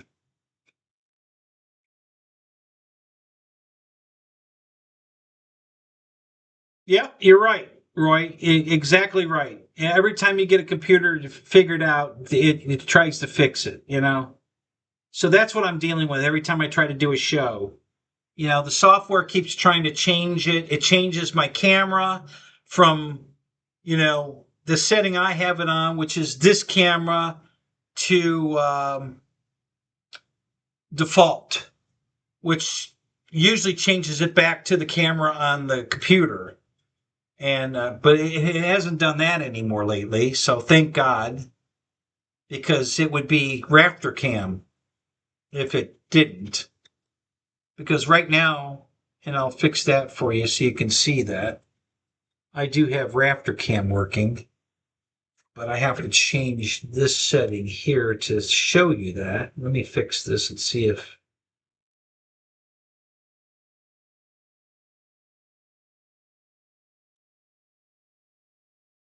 No, that didn't work. Okay, hang on. Let me find... I need camera. I gotta change it, the video input here. There it is. Let me move that to the top. So I have Raptor Cam. There you go. So this is what my desk looked like. It's a mess. All right. Let me fix this though. So this is Raptor Cam. And I'll be honest with you guys, the only reason I don't fix the desk is because you can't see it. If I do this, you can see it.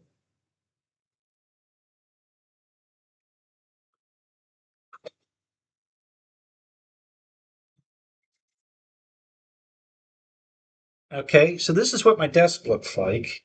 Let me come down a little bit. There's a spool, there's a 3D spool there. This is the faceplate for the G8. And I got a couple of towels here. And this is one of the radio control, these two are radio control grips. This is roll of tape. You know, so this is what's all over my desk, which looks like this.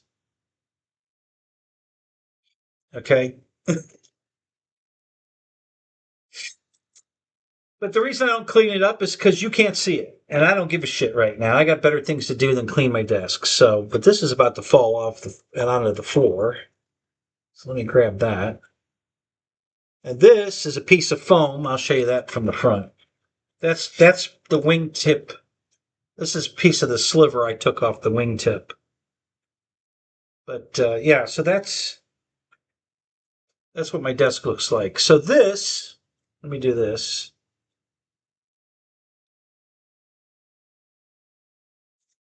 This is the a sliver of the Gorilla Glue that I sliced off of the wingtip that I repaired. You know, so and it, like I said, it cuts like butter. But that's you see the little holes, the little Swiss cheese. See, that's what the Gorilla Glue does. The whole thing is aerated. That's what makes it so light. This has no weight. I guarantee you, if I put this on my gram scale, it won't even register. It weighs nothing. Literally, it has no weight. It's you know it weighs nothing. So by the time you shave all the foam that you didn't need and get it down to what you do need, it doesn't weigh hardly anything. You know, the part that you kept, the pieces you shave off don't weigh a damn thing. You know, this is just, here's another piece. Probably, I don't know if that's part of this or not, but yeah, here's another sliver of Gorilla Glue with you see the holes are showing up much better on this piece. Um, you know, so and that's what I need the red putty or Bondo for, is to fill in, or another. I can use another, uh, you know, Gorilla Glue to fill in all that. But those little holes are what I have to fill in to do the finish work. But yeah, that's what it does. And yeah, and you just take a razor knife and it just cuts like butter. You just shave it off, get it close, sand it the rest of the way, and you're golden.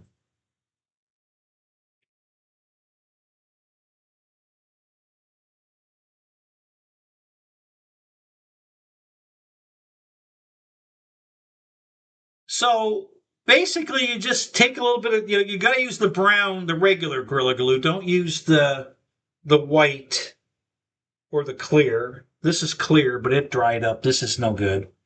Um, just a regular glue, and you put it in a something you can mix it in. I have a cup here. I have cups, and I have the bottom of the Gorilla Glue. I just had that in my hands. Look at that. And you put a little water in it, and you start stirring it. Whip it. You just whip it up, and as soon as it starts to change to a like a beige, a lighter beige color, you stop whipping and you quickly pour off the extra water. So you just have the glue. And then you take what's left with some kind of a spatula or a wooden stick or whatever you're going to use and start putting it where you want it. And then it's going to foam up, and you've seen what it looks like when it foams up. And you just leave it alone. Don't touch it. Just let it do its thing. And when it's dry, a couple hours, it's dry. And then you just take a razor knife and start slicing the slivers off until you get it close. And then you just finish it with sanding. And then you either use the red glazing putty, this stuff, or you can mix up some Bondo.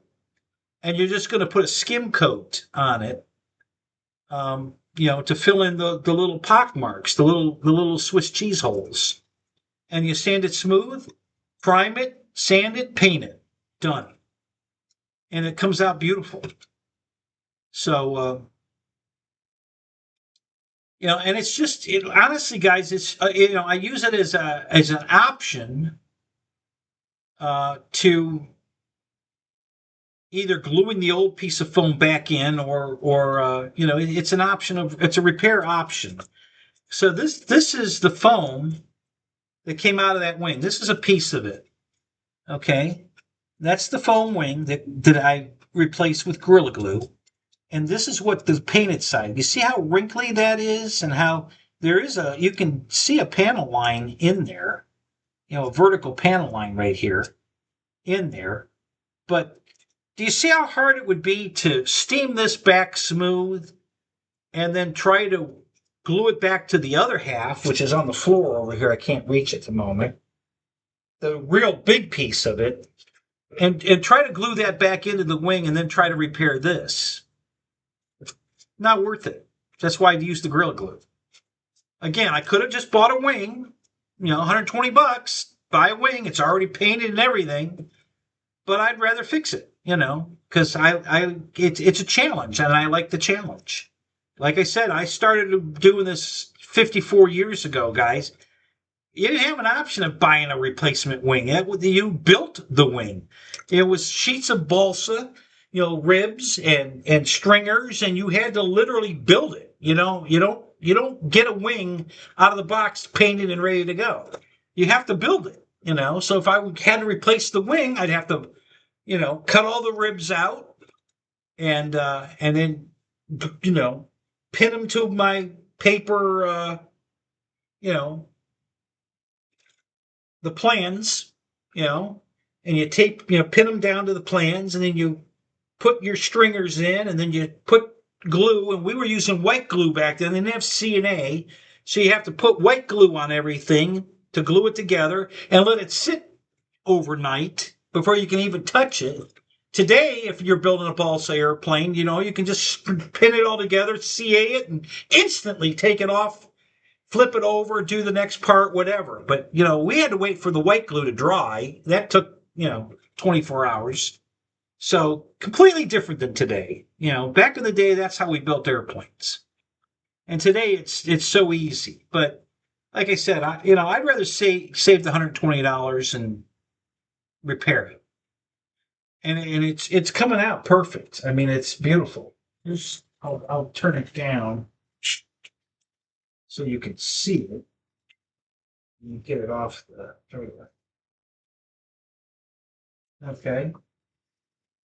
I think the camera will actually. Yeah, you can see all the repair here now.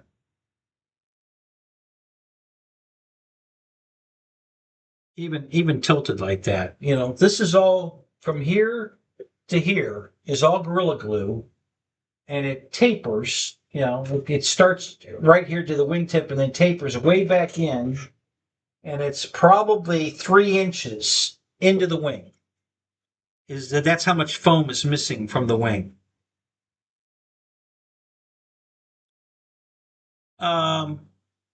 Hot water might make it dry faster. I don't think that's a good idea. I mean, it just depends on your work time. I'm assuming that hot water would make it dry faster. Um,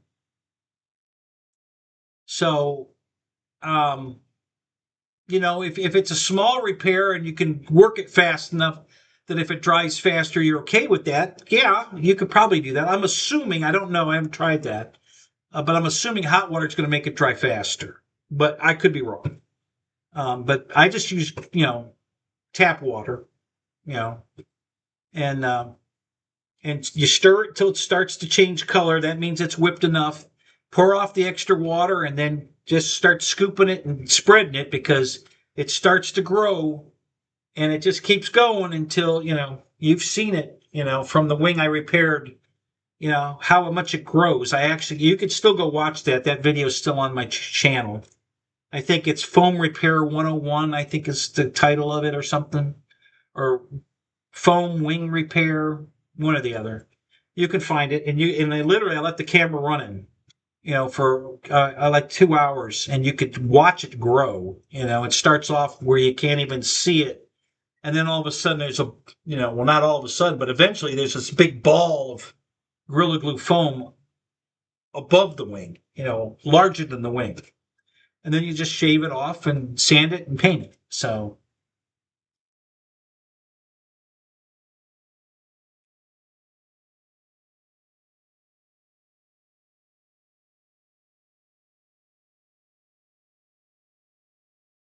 $120 for the fuselage.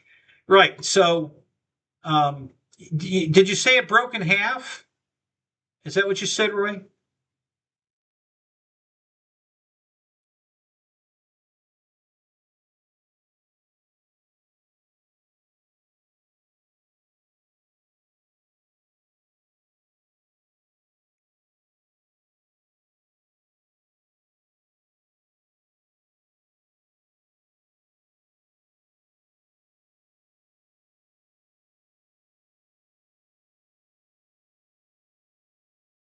You used masking tape to form the part.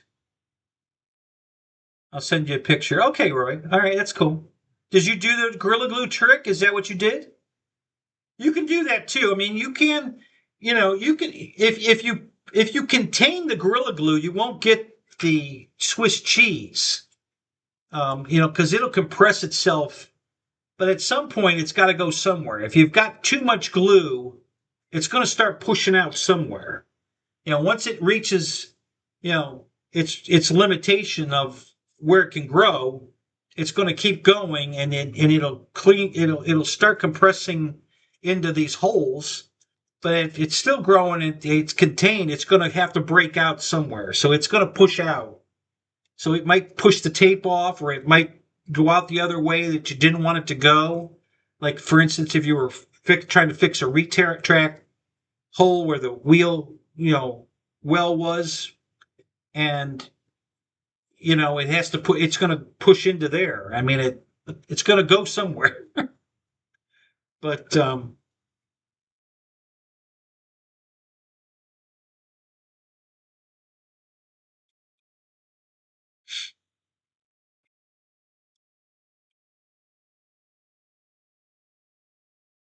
But yeah, I just it's I tried it and a couple of repairs, and it really worked out really good.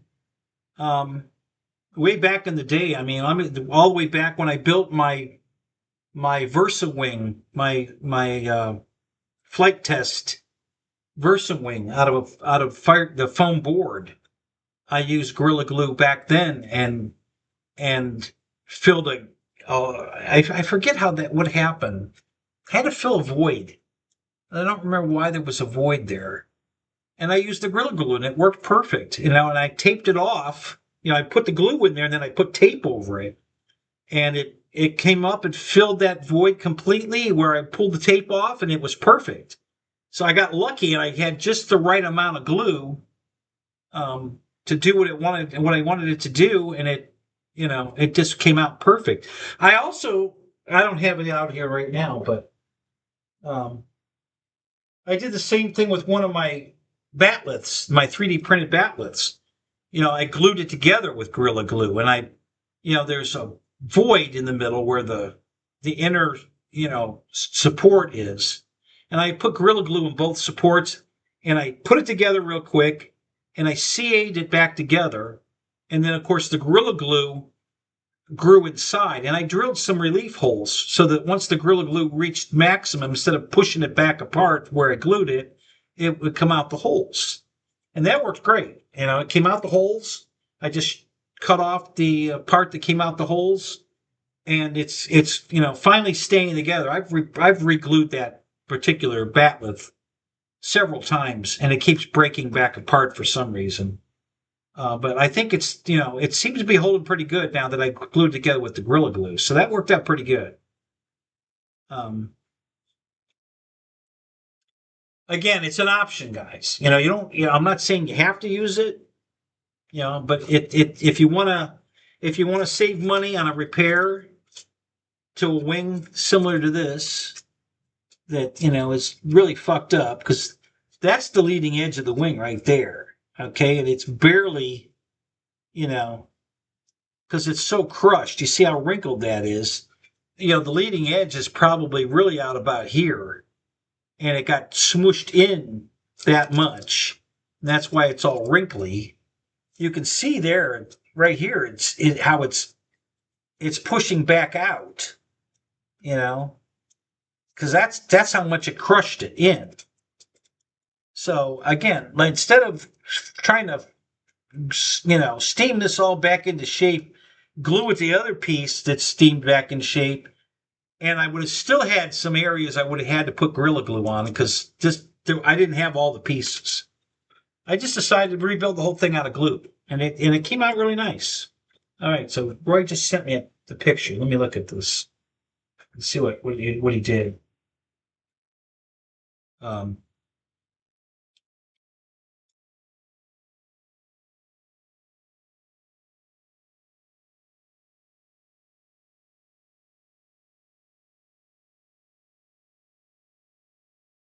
oh wow, that plane's silver. Did they make that in silver, or did you paint it silver? I thought it only came in green. I didn't know it came in silver.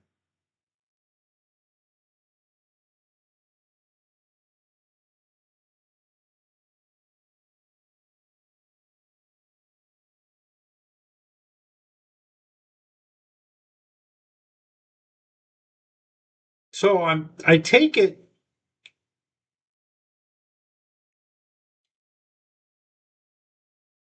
So did you already use the glue, shave it, and sand it to rematch, or because that's what it looks like. So is that what you did? You already have sanded it down and you got it close back to where, because you didn't glue it back together. It's still in two pieces. But it looks like you've tried to repair some of the damage on the one half, where you've already sanded it and got it back pretty close to fixed.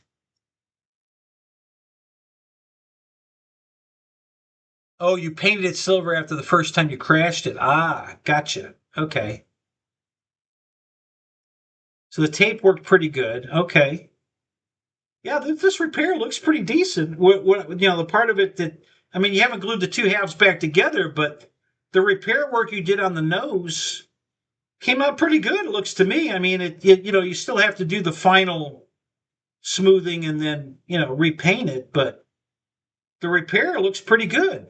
I think. What do you are you happy with it? It looks pretty good to me.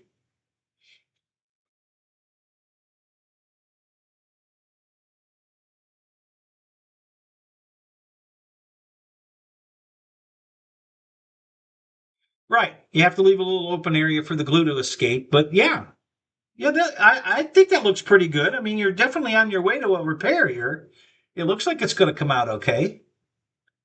Beats spending $120 for a new fuselage that you'd have to repaint anyway because it's going to come green, and you've painted your paint. So now you're going to have to repaint it anyway silver. So in your situation, I would repair that instead of buying a new fuselage that you're going to have to paint anyway. You might as well fix this one. That's how I feel about it. I mean, I know not everybody's got the skill set, and some of you guys, would just rather spend the money, and that's fine. I mean, there's both are acceptable repairs. Buy a fuselage and just redo it, or you fix it. But like I said, I've been doing this for 54 years, guys. I came out of building and repairing. We you couldn't buy a new wing and just bolt it on back in the day. You built the wing out of, uh, machine cut balsa ribs that you broke out of each piece, and they're numbered, A1, A2, A3, A4, because if the wing tapers, and you had to pin all that down on the plans, and then put the stringers in, which are pieces of balsa wood that are similar to this, and some hardwood. If it's the spar, it's hardwood, but you would have stringers out of balsa wood that were square like this. Okay, and this is balsa wood, and there's going to be a cutout in the rib, and you would they would all line up, and then you would set this into the cutout in the rib and glue it in, and and then you would either sheet that over, when you get it all built, then you either sheet the wing with balsa, sand it, and paint it, or you could use just monocoat, and all the gaps the monocoat covers, but that's what you used to have to do. We didn't have foam airplanes back then. You You built it out of balsa wood. And, some planes take, a month to build before can fly it. Now you can just take it out of the box, build it in an hour, and go fly it. It's amazing. I love it. Not that I didn't mind, I mean, it's just, I'm used to building because that's what you had to do. You didn't have an option. That's the only way. If you wanted an airplane, that's the way you had to do it. You didn't have an option to buy a foam version or a balsa version. There was no foam. So this new, take it out of the box, already painted and decaled and beautiful, and all that detail that's in it that we didn't, we never had panel lines and rivets and any of that crap. If you wanted all that kind of detailing, then you had to manually do it. And a lot of guys would use straight pins for rivets and cut the pin off so that you only had like a 1/4 inch. And then you would literally put each, pin into the foam in a straight line to create rivets. And then, you would glue them into the foam or into the wood. And then you would, if you fully sheeted your plane, and you would glue these rivets made out of straight pins into it. And then you'd have to paint over it. And that's how we got rivets into a balsa airplane back in the day. Some guys would some guys that were really talented, I don't think I could have done it, could put a drop of glue, like white glue, in just the right amount. And then, of course, it would shrink as the water evaporates out of the white glue. It would shrink down, but it would create a little dot of glue that you could make look like a rivet. But man, that's a lot of work too, and getting it even, getting each rivet to be the same size every time. That's some real skill there. Yeah, it was exactly. Michael, that's a good way to put it. It was a lumberyard of wood in a box, and I don't have it with me tonight, but I will bring it back out here. I've got a Sterling PT-17,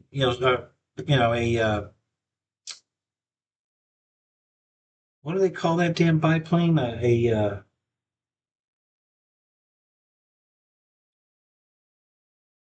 It's on the tip of my tongue.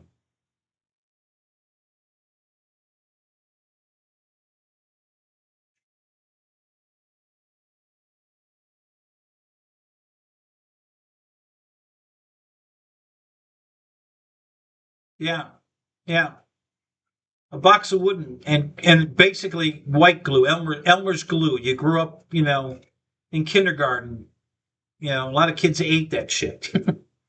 But yeah, and then you pin it all together. Yeah, a Sturman. Thank you. I don't know why I couldn't think of that. I'm having an old fart memory loss.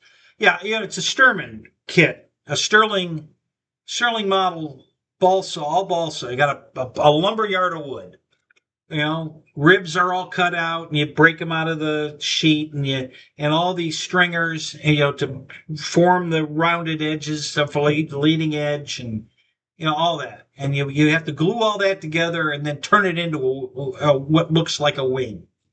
A lot of work, but that's the only way you could do it back then. That's all we had.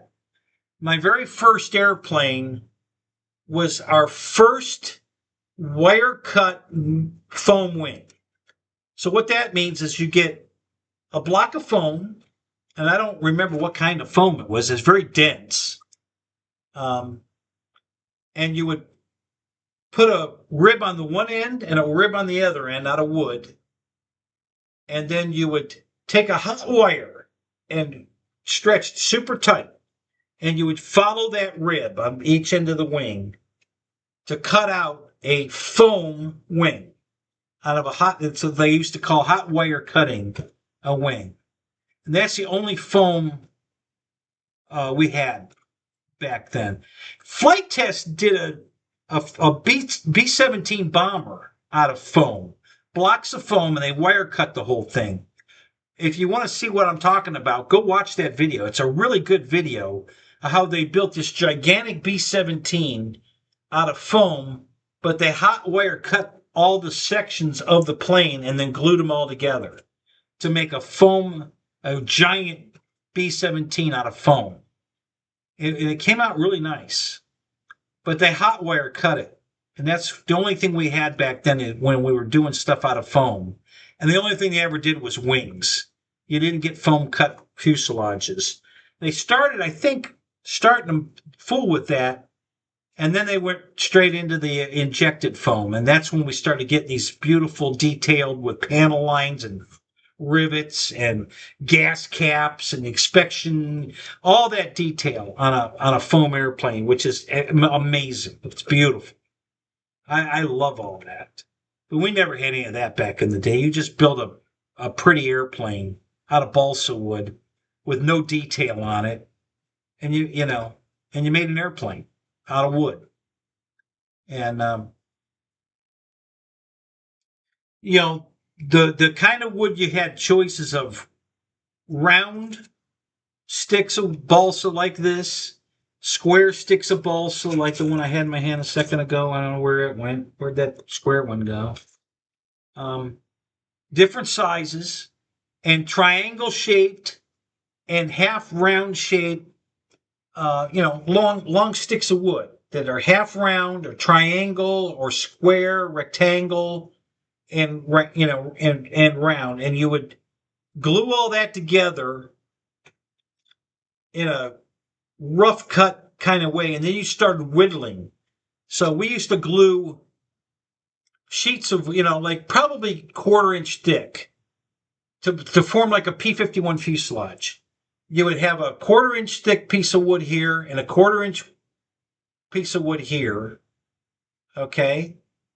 And then you would have a triangle shaped one that you put in here. Okay. And so now you've got a square piece of wood with a triangle here to fill that in. And then you would whittle this down to turn it into a round piece of wood, a round wooden fuselage. You would literally shave off the two sheets here in the corner into the triangle that was here to turn this into a round. And that's how you formed like a P-51 fuselage. And I have one of those that's in that exact stage where it's the wood's glued together like this and the triangles in it that I could show you, but I hadn't started rounding it yet. But that's literally how you would make an airplane back in the day, to round it out and make it look like, and they come out pretty nice looking for back in the day. I mean, it's still a pretty nice looking airplane, but it ain't detailed like the shit you get today with all these panel lines and exhaust stacks and, inspection holes and all the detail. We never had all that. I mean, some guys would airbrush it onto the plane, to make it look like it was detailed, but it was a smooth airplane. That's all we had, So I love these new foam airplanes, but I'm not afraid to do the work to repair one.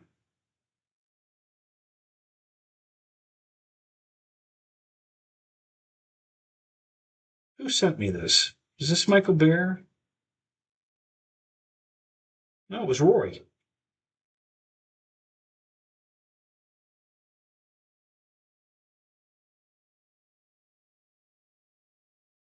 What airplane is this that you sent me, Roy? What's this a picture of? It kind of looks like a Mustang.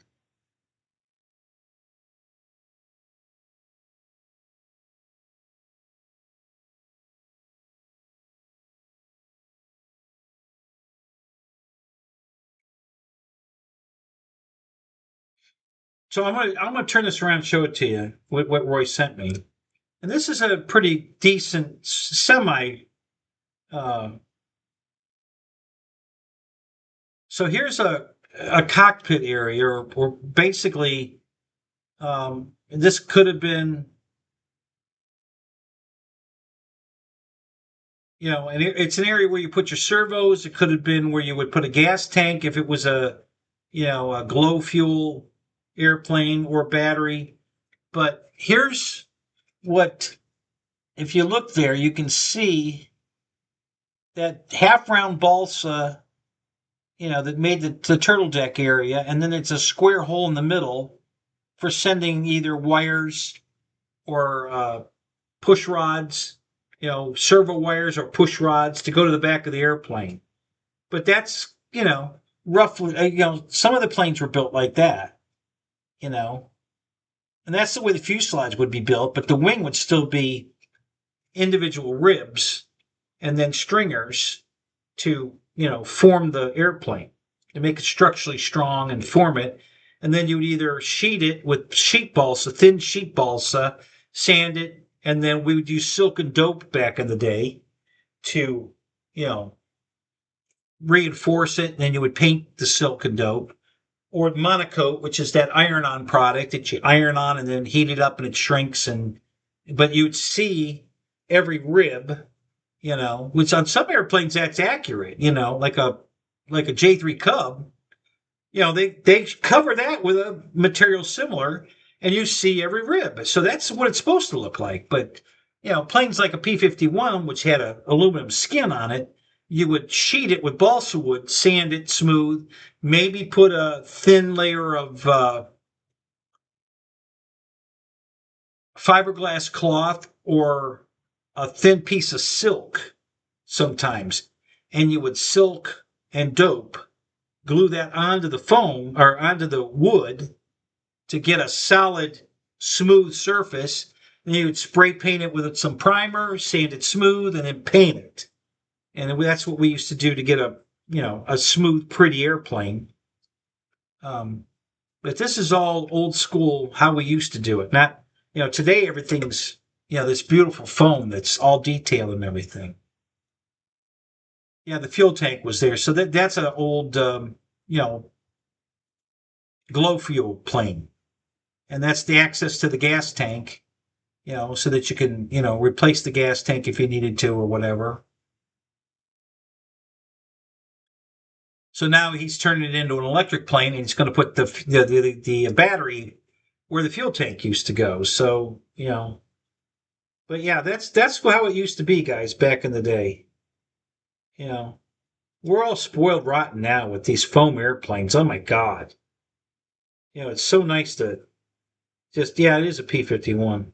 It's so nice to just take an airplane out of the box, screw it together in an hour, and you're ready to go fly it. And it's all painted and decaled and beautiful.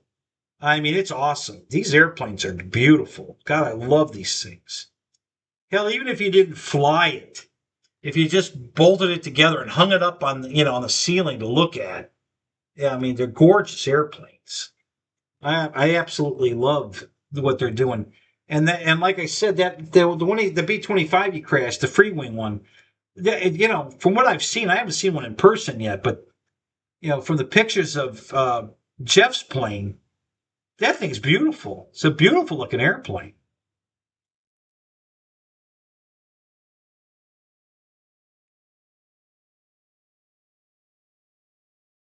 Yeah, Michael Bear. Did you ever use I think it was called K9.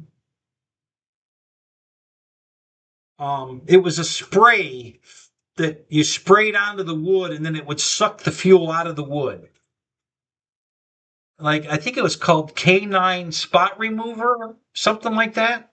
Did you ever use that to get the fuel back out of the balsa? I don't know if they still make that stuff. I did look it up once. I think it was still available.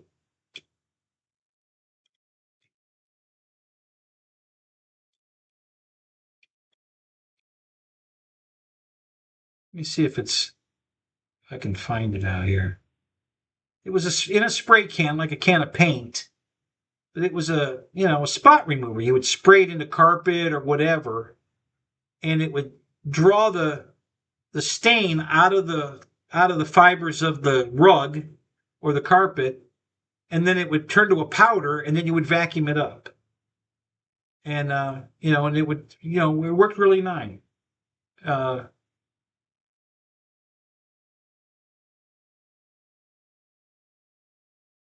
I don't know if it was K29 or, I don't know. I can't remember it exactly now. But it would pull the fuel out of the balsa. and then you could re-glue it or repaint it. Worked great. I used to do that all the time. I can't even begin to tell you how many airplanes I fixed that way with that spot remover to draw that out of the foam. It worked amazing. K2R. There you go. That's what it was called? Let me look that up. K2R spot remover. Let me look that up.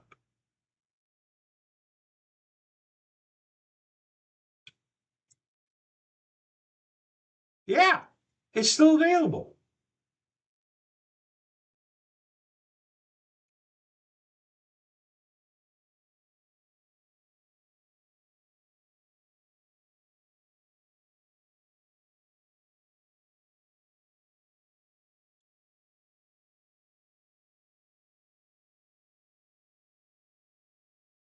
So, Michael, did you use that back in the day? Did you use it to draw the fuel out of the wood so you could repair it?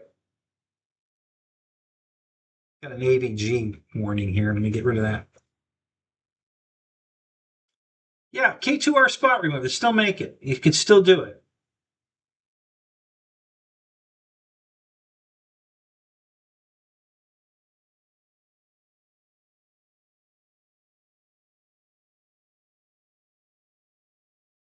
Yeah, no, it's still available, Michael. I just looked it up. It's called K2R Spot Lifter.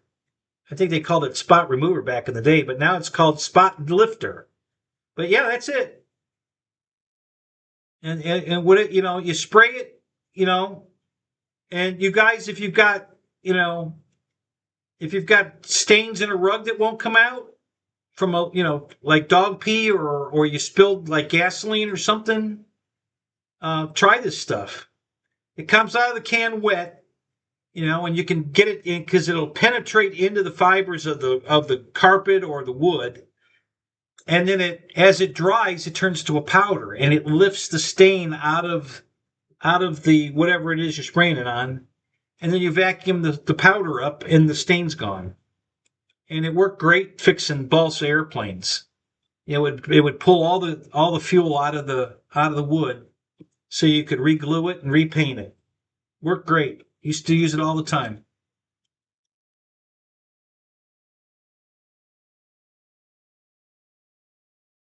Yeah, that's cool. Yeah, they still make it. Still out there.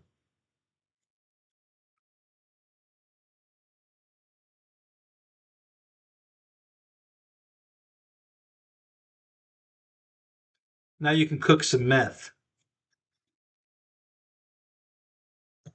That's funny. You didn't know about it. Yeah, I'm surprised. You've been doing this at least as long as I have. Yeah, yeah, it was great for that. It worked great. I can't tell you how many airplanes I used to fix, glow fuel planes. Um, because even if you monocoated it, the fuel would get under the monocoat and get into the wood, and then the monocoat wouldn't stick. So now your monocoat starts coming off, and so the way we would save it though, I forget. I had a buddy, and his name was Ed Nabora. Um, he was a pylon racer. He's the one that really got me into pylon racing. Um, and he designed his own P-51 pylon racer, quarter midget, and he had a company kit it. And I still have a box here somewhere. I don't know where it is. I couldn't put my hands on it right now, but I still have his kit box. I saved it because it's got his name on it. Designed by Ed Nabora. It's right on the box. I can't remember the brand that kitted it for him. But yeah, he designed this P-51 Mustang out of balsa wood for quarter midget pylon racing, and a company kitted it. And it was pretty cool.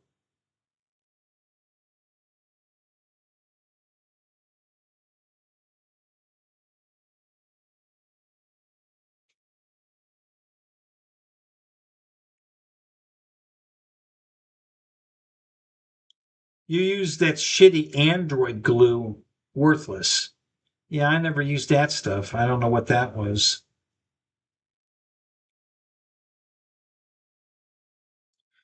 So, but anyway, yeah, that's how we used to do it, guys. Back in the day, when I started doing this in 1973. I know some of you guys weren't even born in '73, and then other guys, I know you're older than me, um, but yeah, yeah, that's what we used to have to do to build an airplane, and then to repair an airplane, we used that K29 spot remover to get the glue out of the wood, so we could glue it back together and remonocoat it, because the monocoat won't stick to it when it's fuel soaked. So you have to get the fuel out of it, and it worked great. That shit worked really good. You might have to do it two or three. You do it, let it dry, it turns to a powder. You just vacuum up the powder and brush it off with a like a paintbrush. And you might have to do it again. You might have to do it two or three times, but you've got dry balsa wood again, and you could reglue it and remonocoat it. So that's how we used to do it, guys. So these new airplanes now today that are these foam planes that are so damn beautiful. God, what a difference. And literally you can take it out of the box and have it ready to fly in an hour. That shit. I used to spend a month building an airplane to go fly it. And when you crash one of those guys, after you just spend a month, building it, and then you crash it, oh my God. It was horrible. I mean, it wasn't at the time. Back at the time, it was just part of the hobby, right? But today, to go out and crash a balsa airplane and have to rebuild it versus these beautiful foam airplanes, oh my God. there's no comparison. There just isn't. Even if you buy these ready to fly, or they call them ARFs, almost ready to fly, like these kits that are already built, these wood kits that Motion sells. I think Nova's one of the brands, or Black Horse. It's all balsa built and already covered in monocoat and decaled, and similar to a foam airplane. But you break that one, you can't just glue it back together so easy as with these foam planes. You might have to literally cut ribs and literally rebuild it. It's not a simple glue it back together kind of thing. It's totally different than fixing a foam airplane. So, it was a very different day back then.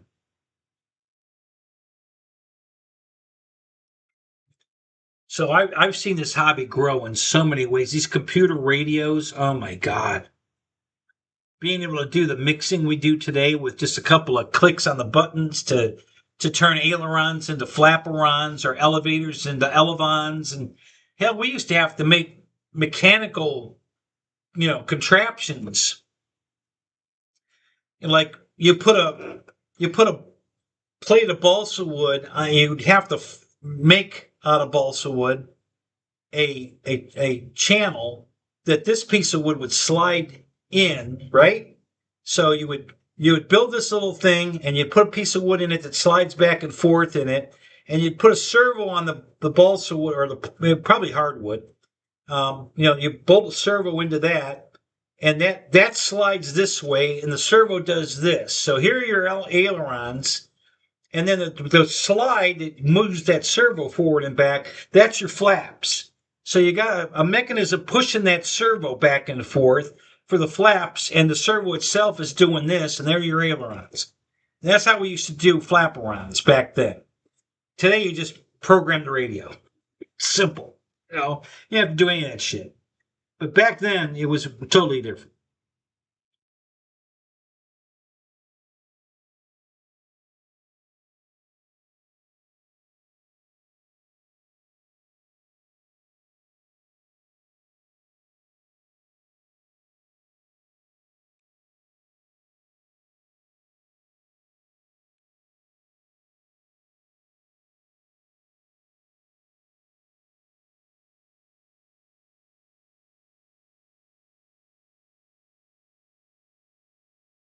Where'd you get that airplane, Roy? Did you buy it new? Was it used at a swap meet? Or was it new in the box? How did you acquire that balsa plane? Where did it come from?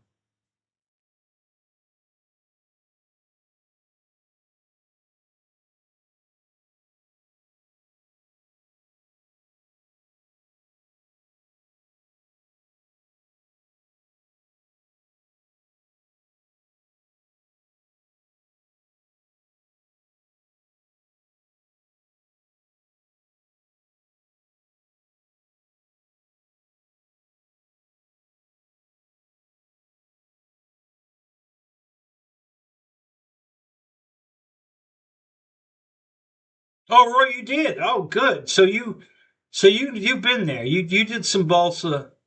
You did some box of lumber and build. That's good to know. Yeah.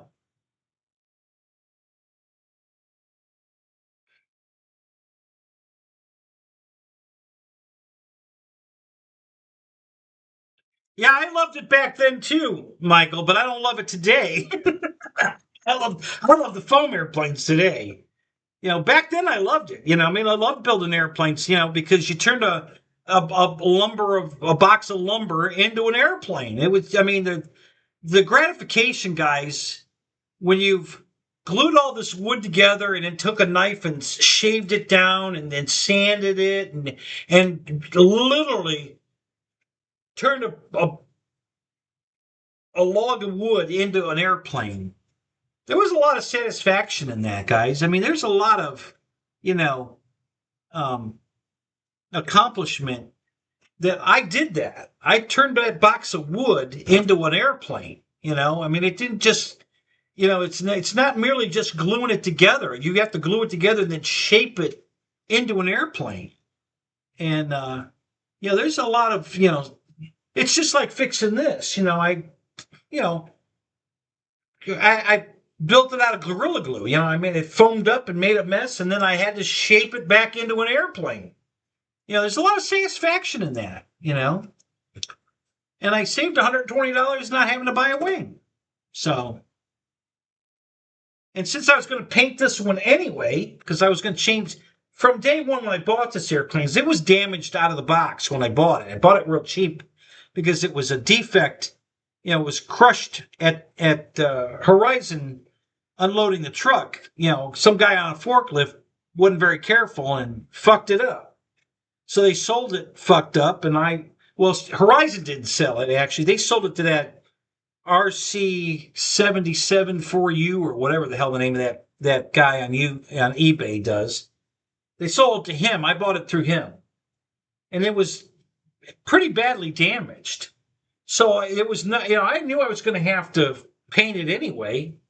So now the fact that I crashed, into a tree and fucked it all up, it was going to get painted anyway. So it's no loss there. I was going to have to paint it one way or the other anyway.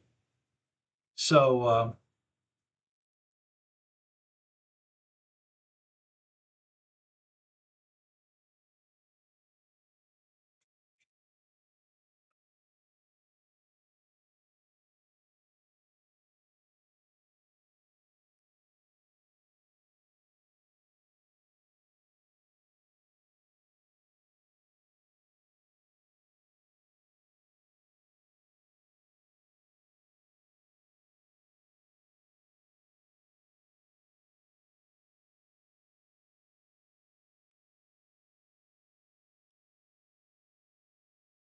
oh yeah, yeah. Hey, listen, I've got a balsa, that quarter midget I was telling you about, that Edna Bora built. I've got one of those out here from back in '73. I built this thing in '73, and it's still an airplane. I mean, it's still a balsa airplane sitting over here.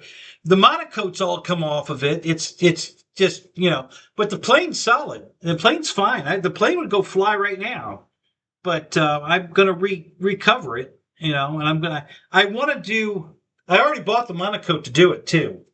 Um, I want to turn it into Voodoo. The purple, green, and yellow Voodoo airplane. I'm going to recover that in the Voodoo scheme. You know, I bought the decal sheet from because it's about the same size as the I think it's 1100 millimeter the Voodoo you can buy from FMS. So I bought their decal sheet and I bought the monocoat to recover that. So I'm going to recover that in the purple and the green and I'm going to do it on camera so I can show you. I probably won't do it live, but I'll do it on camera and then put the video up. But yeah, I'm going to turn that plane back into a flyable airplane, and I'm going to put it in the Voodoo paint scheme. So yeah, I already have the 3 rolls of monocoat. I got yellow, I got the purple, and I got the green. So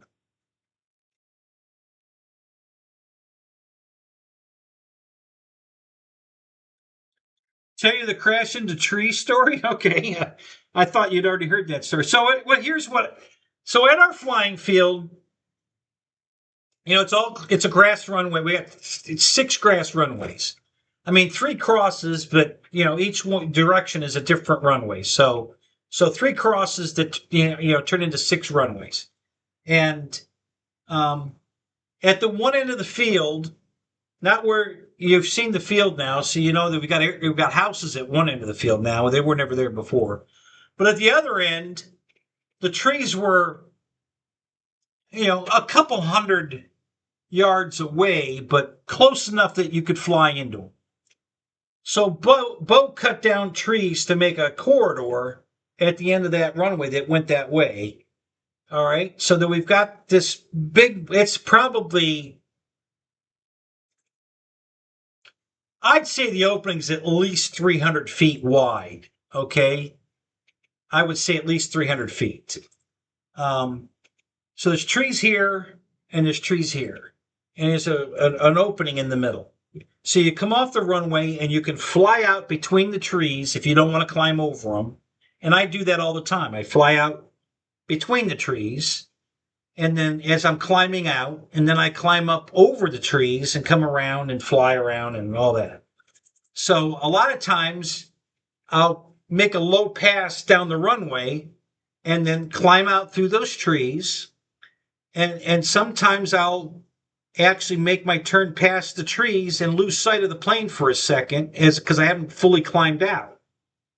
Okay?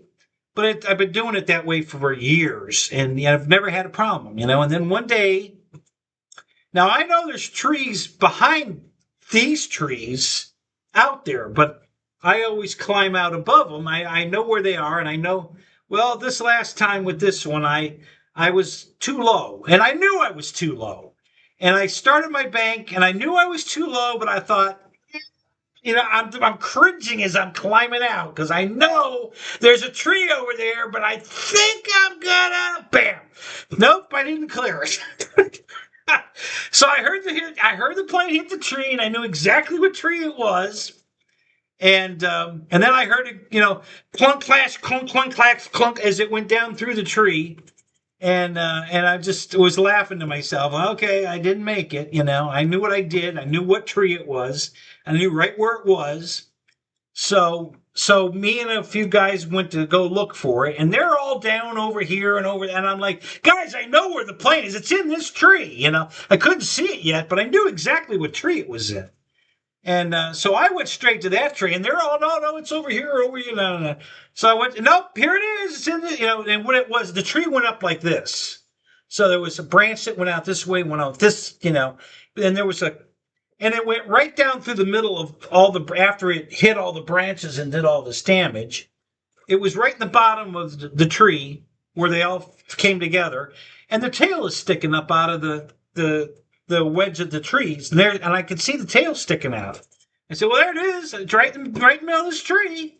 So I walk over there, and I climb into the tree, and I lift it up out of the tree, and all these pieces of foam are all over the ground around the tree. And, so I picked up as much of this as I could and threw it into the fuselage. I took the hatch off, and I just threw all these pieces of foam inside the hatch area. Because you guys, if you have one of these Carbon Z airplanes, you can put a transmitter in there. It's huge. The opening inside there, when you take the canopy off, literally you can put a transmitter in there. So I just picked all the foam pieces that I could grab and threw them in there because I didn't know what I was going to glue back or just Grita glue it. I didn't know. And I just threw it all back in there, and I carried it out, and literally it would have flown. Even with that chunk missing, the plane would have flown. If you guys watched that episode of Flight Test where they were firing apples at that foam B-17 bomber, they had a cannon that they had made up. I forget what they were using to power the cannon. I don't remember if they were putting like firecrackers in it, like an M80 or something, or if they were using air. I don't remember what they were using, but they made this cannon, and they were putting apples in it and firing them at the plane. They wanted to see how much damage, and they blew holes through the wing and all kinds of shit, and it kept flying. you know. So I know the plane would have flown just the way it was. I could have just taken it right back over there, dropped the gear, and flown. Well, it broke the prop, you know, so I couldn't have, yeah, literally I couldn't have flown it that second. But the airplane was flyable the way it was. It looks like shit, but it was totally flyable the way it is. If I had just put another prop on it, I could have flown it. But I want it pretty, you know. I wanted to fix it, so I'm going to the motions of fixing it. So there's a little bit of repair behind the plastic cowl here in the front that I need to do. That'll steam back out 90% of that, I think. I might have to do a little, but that's all under the cowl, so it's not going to show anyway. You know, and the new cowl will go right back on. You know, so if I do any work back in here, it's strictly cosmetic. But I need to replace the cowl and the prop. And that's all I need to replace.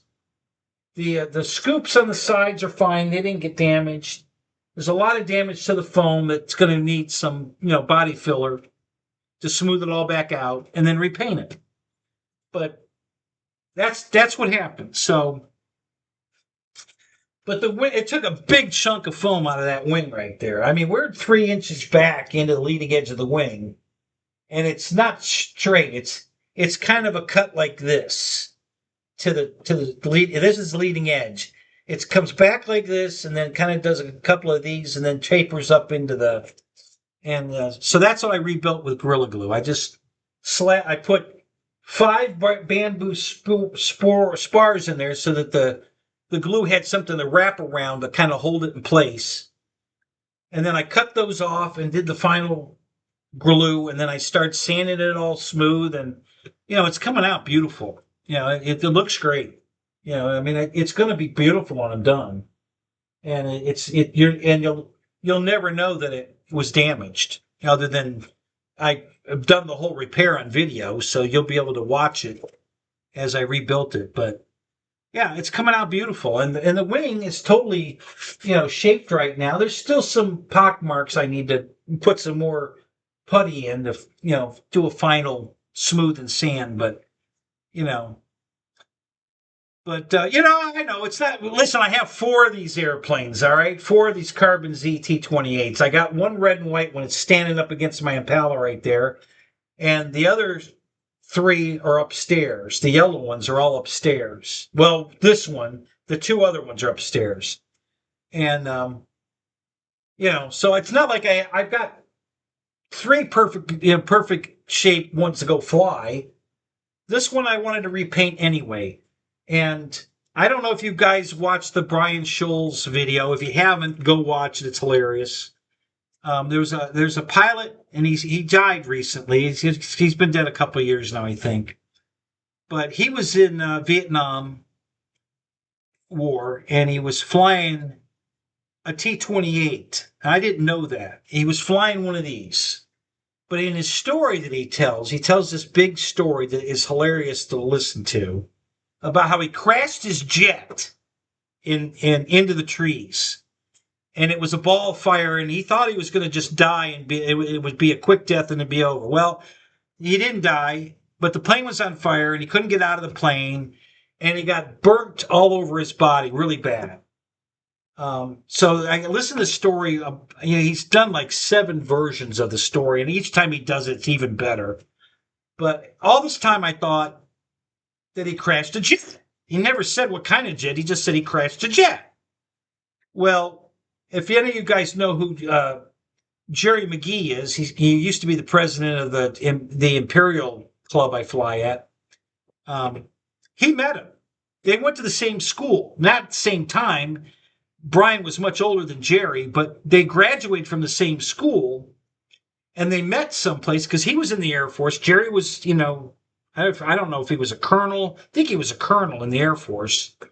And so he got to meet, he went to one of Brian's seminars, and he was alive there, and he got him to sign his book and all that stuff. And he met him, and they talked about the story, and that's when he found out that he literally crashed a T-28, not a jet.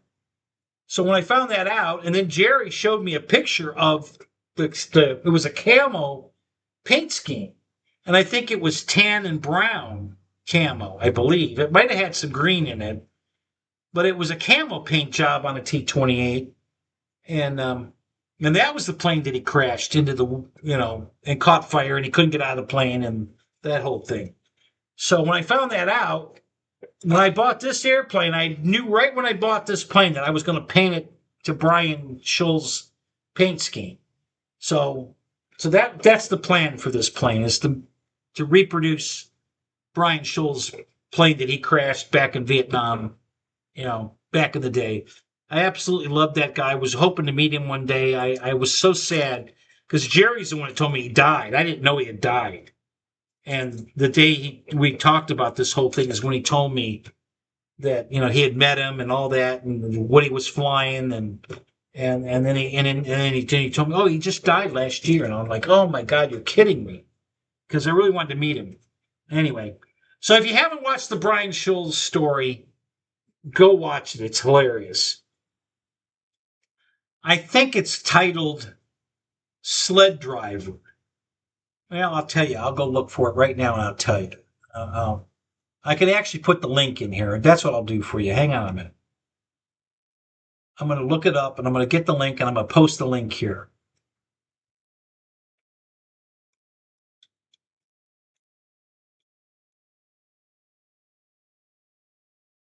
Yep, perfect. So, all right. So this was he did this particular one 5 years ago. So he hasn't been dead 5 years. He's only been dead maybe 2 or 3.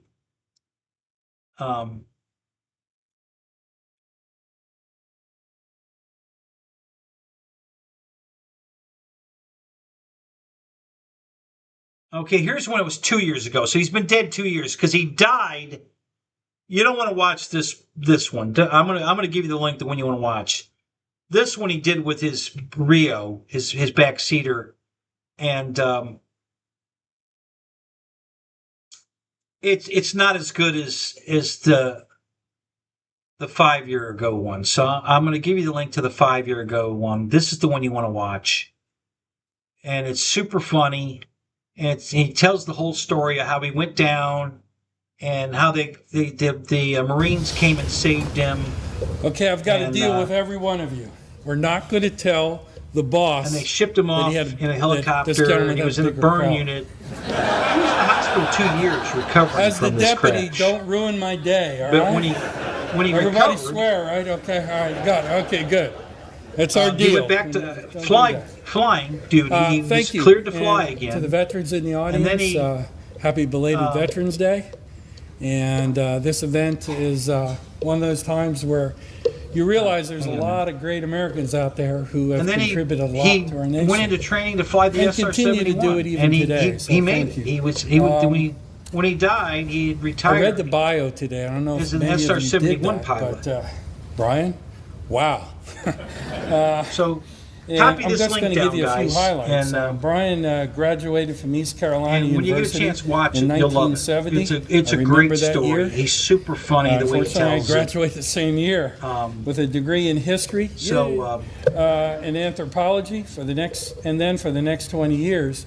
Served in the United States Air Force as a fighter pilot. That's exactly what I'm doing it for. And I during want the a Vietnam tribute to War, Brian. he flew 212 That's why I'm going to paint it to match his plane as a tribute to him. And was shot down I absolutely love this guy. Cambodian I wish I had gotten the chance to meet him. He was unable to eject I was really and forced hoping to to meet ride him the one plane day. into the jungle. And Wild ride. It broke my heart severely when burned Jerry told me that he died. I was like, oh my God, you're kidding me. But this is the story you want to watch. There's another one that was only 2 years ago, but 1 year in a that one military wasn't as hospital good. This is his best 15 one. surgical Like I said, he's done this thing like 7 told times. He would never fly again. But each time he got better at telling it. Human will over just doctor's the way, advice. Telling a story. After much physical therapy, Brian miraculously returned to active duty flying. Flew the A7, was an instructor in the A10, you have to which is still flying today, put the right emotions, and went on to teach at the Air Force's that was the word Top Gun School. And this is his best culminated delivery. in Air Force career by flying the nation's top secret spy plane, the SR-71 Blackbird, fastest aircraft so ever this is built. the one you want to watch. It's a great Even one. today. You'll absolutely Brian love flew it. covert missions in the It's funny Blackbird as for hell. 4 years and was a pilot who provided President Reagan it's a with really detailed good photos version of the Libyan best version he terrorist did. camps in 1986. He did one more after this, and it wasn't During as that good. time, he 'Cause became had the his only Rio there, SR-71 and he pilot had in to history change the to story a fly little 3 bit. They missions in involved his 3 Rio, consecutive days. and if you know a it was little his bit first about what the version of the SR-71 two does of to them your being body, there. since it's And flying so fast, again, that's the delivery quite a wasn't feat. as good. So After this is the one you retiring want to from the watch. Air This is Force his in best one. 1990, pursued writing, photography, and was the first Oh, it's pilot playing? to write a Oh, book sorry. about flying Let me the stop it. Blackbird, I didn't know you could hear it. completely Keep illustrated forgetting with when his I own do that, you can photography. hear that. He's also the only let me man go to stop fly that. extensively with the Navy Blue Angels and the Air Force. Yeah, let me close that now. I can't hear it because I have it muted. So, but okay, so I fixed that. Thank you for telling me that. But yeah, that's the version you want to watch. It's fantastic. It makes me laugh so hard, and it's a little emotional, and but he just tells this great story. You know,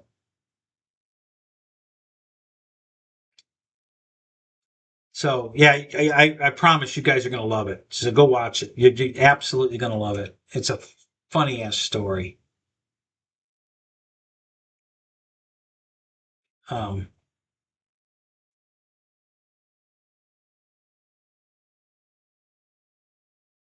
did you not? Is it not giving you the link, Roy, or is it telling you it's copyrighted? It should be. You should be able to click that link. It opened for me.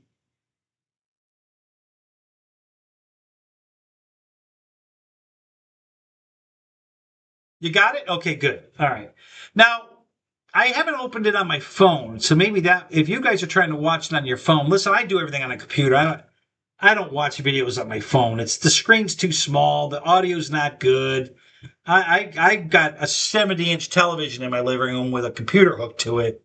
And this, just like I do right here, this is my remote control for my TV in my living room. Okay? I use this remote to turn the TV on and adjust the volume to something in the middle that I want.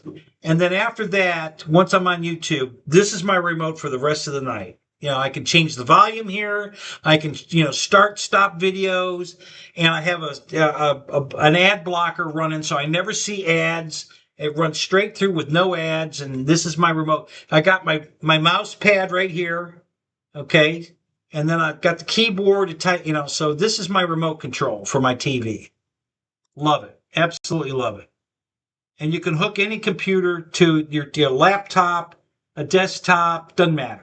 Because your television is your monitor, and the computer is just HDMI cable to the TV, and it's fantastic. So that's exactly how this is set up here. Is the same way my TV in the living room is.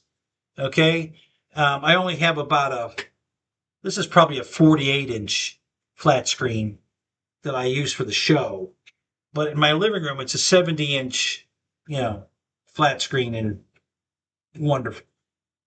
And I do the same thing in my bedroom. Same thing. I've got another one. I've got 4 of these keyboards. 3 of them are out here because I'm not using the other 2 in the living room right now, or in the house. There's a keyboard there. This one here. There's one more here somewhere. Um. But yeah, this keyboard's like $23 at Walmart. So if you've got an old computer that you don't use anymore as a computer because it's too slow or whatever, it works perfect for watching YouTube on your TV in your living room. So just get an HDMI cable and hook it up, and here's your remote control, all wireless, and it's fantastic. So I highly recommend, instead of trying to watch shit on your phone. I wouldn't even bother. I'm so spoiled with my 65-inch in the bedroom and my 70-inch in the living room that I would never try to watch anything on my phone. It's pointless. I use my phone for a phone, and sometimes to look something up or spell check. If I'm trying to spell something, I'll talk it into my phone and then see how it's spelled. But I rarely use my phone as anything but a phone. I do everything on a computer, on my big screens. So now the laptop's open, right? Oh, well, you guys saw it. So I can see the TV up there, but I can't read the comments. It's too far away. I can't read what you guys type in the. That's why it's on this 43-inch or 48-inch. I think it's a 48-inch flat screen, so I can read the comments. I can watch anything from there, but this is much better. So that's how I do it, guys. And I love it, and you will too. If you guys hook your computer to your television with an HDMI cable, and you'll never watch YouTube on your phone again. I promise, because it's so much better. Sound quality, and then if you've got one of those sound bars, which I did get one of those recently. It's right there on the floor. I haven't hooked that up yet. That's another project. Yeah, which isn't going to take long to do, but just haven't got around to it.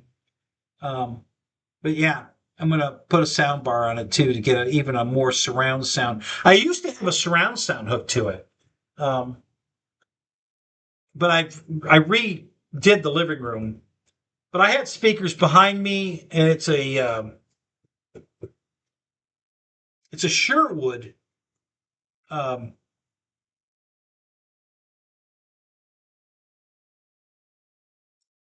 I don't remember if it's I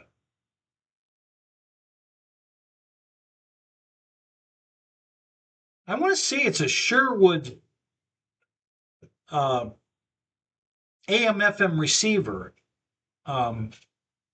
surround sound. Back in the day, you could buy surround sound systems, and they were a receiver for radio and surround sound, and then they had RCA jack connections so you could hook it to your television and get the surround sound on a movie. And I don't think it had inputs. You could plug a DVD player into it so that you could run the sound through this thing. And that setup is still in the living room, but I'm just not using it anymore. I haven't gotten around to refitting the living room the way I want it. Now, because Deb and I were going to move out of it. All this time, I was under the impression that we're going to burn that fucking trailer to the ground, buy a brand new one. That's what she led me to believe for, 7 years, 8 years. And then, when she finally left, it was because she had given her money to her daughter and co-signed a loan with her daughter to buy her a house. So we are getting our new trailer. So I'm going to have to fix this one up and live in it because I can't afford to buy a new one now. So now we were planning on just burning this thing to the ground. So I wasn't doing anything in there to fix it up. So it's a shithole. So now I got to turn it into something nice, because I'm going to be living in it. All this time, I never cleaned it up or did any of that crap because I wasn't going to live in it. We were going to put a brand new one over here and live in that and burn that one to the ground. Not anymore. Now I got to live in that. So that's what's coming. So I've been trying to work. I got a lot of shit out of there. I've already been bringing stuff out to the garage, which is making the garage even fuller. As if it wasn't full enough. I'm bringing all the crap that's in the house that we were just going to leave in the house. I got to bring it all out here now so I can live in the house because we were going to live out here. Well, we were going to do a lot of living in the new man cave, yes, but we were going to have a brand new trailer also. We weren't going to sleep here. We were going to hang out here. This was going to be a nice hangout room, beautifully, good furniture, pool table, kitchen area, so we could cook. There's going to be a refrigerator upstairs and a stove, not a stove, a toaster oven and a microwave. So we can get food out of the freezer or out of the refrigerator, cook it, sit here, watch a movie, kind of like a theater room. I'm going to put the surround sound out here. And this was going to be our hangout, fun room. and the new trailer was going to be where we live and sleep. And that all went out the window. So now this is still going to be the fun room, surround sound, pool table, but now I have to live in the old trailer. So that's what's going on. So that's changed all my plans, but I'll make it work. It's not a problem. But it's just changed what I'm doing. So now I got to put a new roof on the house again. Well, I have to reseal the roof. I'd already done that twice. And it was due again, but I didn't think we were keeping it. So I haven't done it again. It's not leaking, but, when you have one of these stone roof, that's all glued together with a coating on the trailers of old, you have to, every 5 years you have to redo it, put another coating on it because it just wears away. And so it's due for another coating. And I didn't think I was ever going to have to do it again, but yeah, I'm going to have to do it again. So, so no big deal. It's not leaking. We're good. But it's got shitty single pane windows. So, there's no insulation in the damn thing. The trailer is a 1983 trailer, guys. It's a 1983, or no, I take that back. It's a 1981 double wide trailer. 1981. It's way past its life expectancy, The floor is rotting. There's some soft spots in the floor. I got to redo the floor in it. I didn't want to do all this. I didn't want to fix that. I didn't want to put any money into that thing. I wanted to buy a brand new one. Well, that went out the window with her. So unless I meet another woman one day and she wants to come live with me and she's got money, I'm fixing that one, Until that day happens, I don't know if it'll ever happen. I'm going to be living in that. But I would I got 3 acres here. I got plenty of room to put a brand new trailer out here somewhere else. I was going to put it on this. This is the front, all right? That's the front door, the overhead door, and the front door. That faces the road. Okay? The trailer I live in is over here, 50 feet away. And this is 400 feet to my fence line from the building. At least 400 feet that way to my fence line. I can put a trailer anywhere over here. I've got 200 feet from the front of my building to my fence line. I could put it in front of the building. I got plenty of room there. I could put it over here next to the old trailer, in front of the old trailer.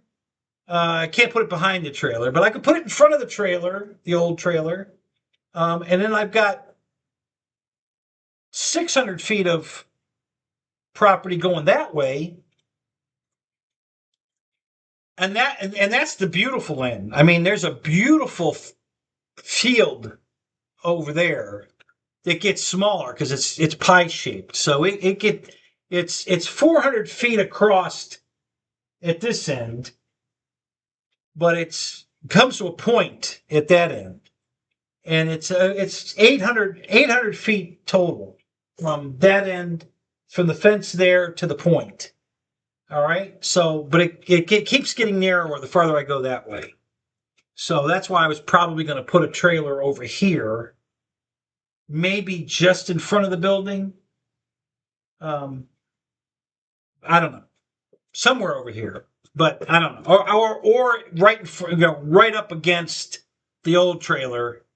I even thought about connecting it to the old trailer so I could literally still walk from the new trailer through a breezeway type thing into the old trailer and have it doored off where, I could contain the air conditioning and the containment of the new trailer separate, but still be able to get to the old trailer by just walking down the hallway. So, and again, that may come to happen if I, again, find a rich woman, or at least a woman that has enough money we can combine our money to buy a new trailer and put it there. I don't know. It's all up in the air now. Everything went out the window. So I got to start all over now. But the best part, guys, though, is it's all paid for. I don't owe a penny on any of it. 21 cars, 3 motorcycles, a truck, 3 acres of land with a home on it. I got garages and barns and a carport and a shipping container that was turned into a fallout shelter, a hurricane shelter. All of that's here, and it's all paid for. I am debt free. And I can't even begin to tell you guys what a feeling that is, to know that I don't have to go to work tomorrow morning and nobody's going to throw me off this fucking property because it's mine. You know, I don't have to worry about living under a bridge again or anything else. Now, I still have to pay my property taxes, which we're trying to do away with in Florida. So I do need money for that. I need money to eat, pay my phone bill. But, you know, that's peanuts. I mean, I have enough money in the bank to live for a good year without worrying, as long as I don't blow money on airplanes and other shit. Another car. You know, yeah. But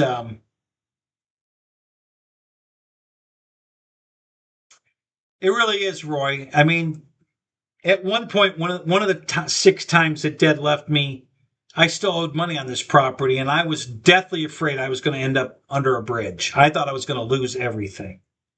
And because I couldn't get a job. I couldn't find a job. I finally got a job, and I had to break my ass at that job for over a year.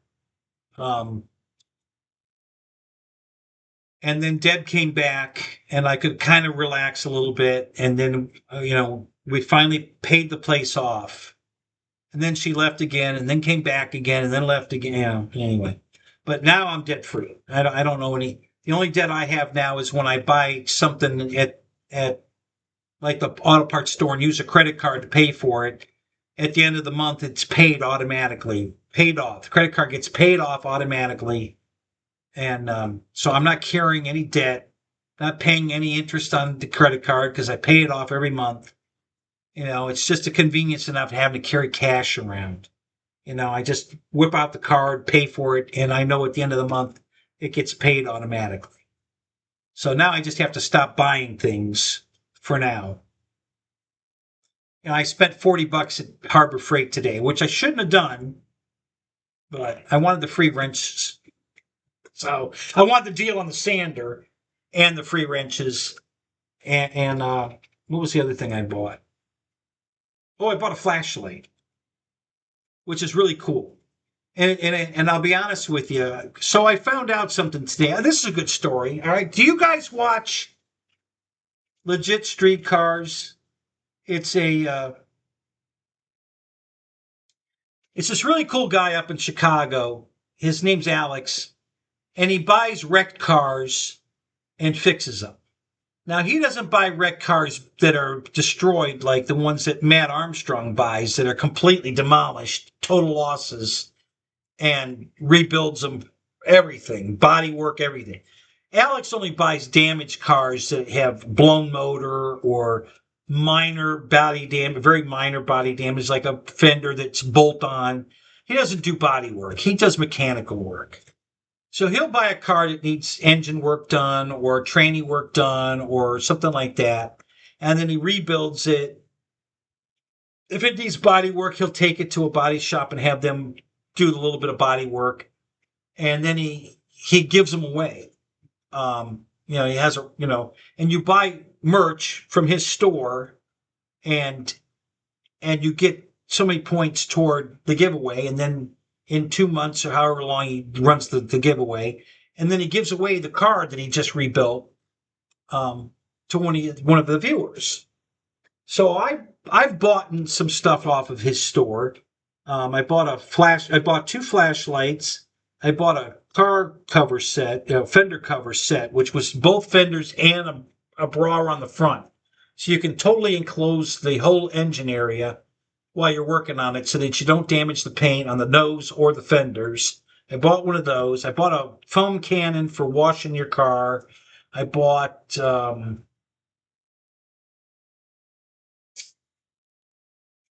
stickers. I haven't bought a shirt from him yet. I need to get one though. I want one of his t-shirts. I think I bought a couple other things. Well, I found out today that all the stuff he sells at a highly inflated price is the stuff you can buy at Harbor Freight for much, much cheaper. Now, of course, you don't get tickets to the win. The vehicle he's giving away, so you're paying for that ticket. But yeah, I found out today the flashlight I bought, which is still out in the car, but I might have one here that I charged. I thought I had one of his flashlights in here. Let me look real quick. It's a nice flashlight. It's a rechargeable flashlight. It's got 2 magnets. It's got a pocket clip, okay? And the pocket clip has a magnet in it. And the base of the flashlight has a magnet in it. So you can stick it on, a metal object straight out. And the opposite side of the pocket clip is a light, a super bright LED light. It has two settings, high and low, and it also has a setting for ultraviolet, so you can use it for finding air conditioning leaks. If you put the dye in your air conditioner and you need to find the leak, it has that option, and it also has a light going out the end, so it's like a regular flashlight with a bright LED going out straight out, or a side LED strip that shows sideways, and it's got 2 levels of brightness. And then you can also turn it into an ultraviolet for looking for dye, on your air conditioner. And he sells them for like, I want to say they're like 69, either 69 or 89 bucks. I think they're 19 bucks at Harbor Freight. exact same flashlight. Now they're only come in black at Harbor Freight. He offers them in an apple green, a red, a sapphire blue, and black. All right, so he offers it 4 colors. So because I just got the Pontiac in blue, I bought 2 blue ones. I thought I had one out here. I don't see it at the moment. I thought I had charged it over there. But I was going to show it to you, but I don't see it here. I don't think it's here. I probably put it in the car. But anyway, so the foam, and they also had the foam cannon, the foam cannon washer. They had that at Harbor Freight. I saw that today. So 2 of his products that I bought from him, I could have bought for a lot cheaper at Harbor Freight, but I wouldn't have had a chance to win a car. So there's the trade-off. But anyway, I just laughed. I'm not mad at him at all. I just thought it was funny that I found his flashlight today and the foam cannon while I was at Harbor Freight. So I bought another one of the flashlights. I bought the black one for 19 bucks. And I bought that sander on sale from $69 for $19. And I got a free set of a 9-piece set of metric wrenches for free because I'm a club member. So anyway, it was worth that. But just thought that was funny, though. Oh, yeah, Roy, she's been gone for months, and she ain't never coming back. She's not even in Florida anymore. She finally retired from her job, and she's living in Georgia with her daughter. And that's it. She ain't never coming back. It's over. That's the end. We are done. There's nothing she could say or do. I don't care if she won the lottery and came back with money.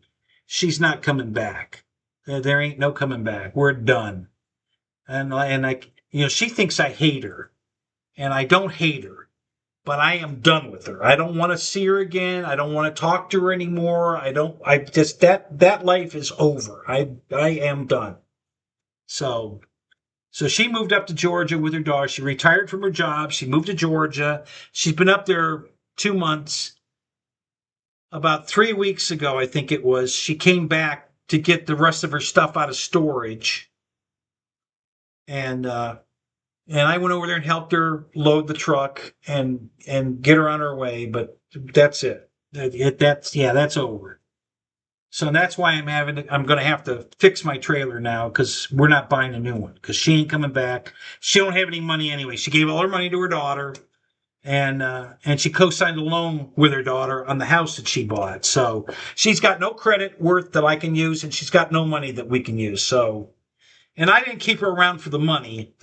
I was truly in love with this woman. I mean, she's a beautiful woman, and she's a good woman. I don't want to make it sound like she was a bad woman. She was a great wife. She's a good woman, but she didn't love me. My first wife didn't love me either. I married two women that never loved me. There was a marriage of convenience for them.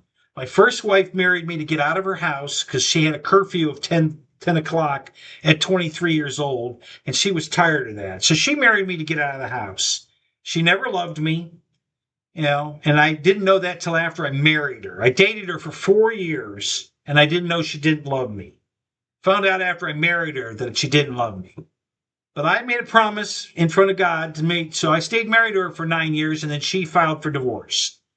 And the same thing, Deb left me, not after 9 years. She left me because she thought the grass was greener somewhere else, I guess. I don't know. But she just packed her shit and left. And she made me divorce her, though, because she wanted to come back and I wouldn't take her back. So for 3 years, she stalked me until I finally gave in and took her back. But the agreement was when she came back, is she's paying for everything. So, and then she did, but then she left again and came back again and left again and came back again and left again. And this time she came back and then she left and she's gone and she's not coming back. That's the end. I don't love her anymore. She's hurt me bad enough now that I don't love her anymore. So she's not coming back. We're done. I don't hate her, but I don't love her either. So she's not coming back in my life. I'm all done with that. She finally broke me, literally. All this time I was still in love with that woman. But this last time, what she did to me, she finally broke me. And I have no love left for her. That's it. We're done. Again, I don't hate her, but I want nothing to do with her. I don't want to talk to her. I don't want to catch up with her. None of that. I'm done. She needs to just get on with her life. And I'm going to get on with mine. That's the end of that. I'm perfectly happy living debt-free in the shithole, because that trailer was a shithole when I bought it. But I'm happy. It's mine. It doesn't leak. The roof doesn't leak. The floor is soft in a couple spots. I could put a new floor in it. I've already done the roof twice when it did leak. It's not leaking anymore, but I've got some stains on the ceiling inside. I can live with all that. It's no beauty queen, but it's mine and it's paid for. And that's it. That's, all my cars are paid for. My motorcycles are paid for. My truck's paid for. The home's paid for. I am debt free. And I'll be honest with you guys, it's a really good feeling. It really is. To know that I literally own this place. The only thing I got to do is pay the taxes. And if this thing goes through in November this year, we will have no more property tax. I'll still have to pay a school tax to keep funding schools that I don't have any kids that go to. So that'll be next. After we get it, the property tax eliminated, the next thing we're going to work on is for people that don't have kids. Why should I have to pay the school fees when I don't have any kids in school? I don't have any children. So I've never had kids in school. So I don't know why I have to pay school taxes for kids that I don't have. But even if I'd had kids at one point and I had to pay for them, I can understand still paying the school thing because you taught my kids. But I have kids. I don't think I should have to pay for school taxes when I don't have kids. I never had kids. I don't have any kids. I shouldn't have to pay for kids. I don't think that's fair. But we'll cross that bridge down the road. If we can get rid of the property taxes, my school fee will be a penance to what my property taxes are. So, I'll deal with that. If we can get past the property tax thing, I'll work on the school thing next. So yeah, I've definitely drawn the line. There's nothing she could say or do she's ever coming back here. There's no way that's ever going to end. I don't love her anymore. She broke me. This last time what she did to me was just over the top. And she finally won. She broke me. I have absolutely no love for that woman anymore at all. Don't want to see her. Don't want to talk to her. Just, I'll be honest. I was proud to be married to her. She's a beautiful woman and she's a good person in general. Okay. But she didn't love me. And she finally broke me. Both my wives were good, beautiful women and good women. They just didn't love me. I can't help that. They just weren't in love with me. They both married me basically for convenience for them. I loved them. They didn't love me. I don't want to say this in a bad light. They used me, but I don't want to say that in a bad light. Like I feel used. I don't feel used. All right. They were good to me when they were with me. They just didn't love me. And now I haven't talked to my first ex-wife in years, and she lives close by. I mean, she's probably 10 miles away. She's close by, but we don't travel in the same circles. I never run into her. I never see her. I don't have any reason to call her. She hasn't called me. Obviously, she never loved me. She's not going to call me. So that marriage is gone, and that she's out of my life, even though she lives close by. We have no contact whatsoever. And Deb is now living in Georgia, so there's no reason we should ever have contact again. So, so that's the end of that. I'm just at peace now in my own home, and everything I own is all mine, paid for, and I'm gonna just survive just fine like this. I'll probably never marry again, even if I get a woman to come live with me that actually loves me this time. I don't think I'll marry her. There's no, all it does is puts all of this at risk, to some extent. We have different laws here in Florida. So she doesn't automatically get half. Okay? She gets half of anything we accumulated together after we were married. So if we buy 2 new cars together after we're married, then she gets one, I get one. We split it. If we buy a house together, then we have to sell the house and split the funds. But everything that I owned before the marriage, I keep. Everything she owned before the marriage, she keeps. That includes her 401k, her pension, anything she bought, Bitcoin, gold, silver. Whatever she owned before marrying me, she gets to keep. Everything I owned before I married her, I get to keep. We only have to split what we accumulated together. So that's the law in Florida. It's not like that everywhere. But even so, that would put, because we get married and then we sell this place and go buy a new place. Okay, well, now I'm in, I could lose half of the new place. So I don't think I'll ever marry. And I don't think I'm ever leaving this property, because I could never replace what I have here.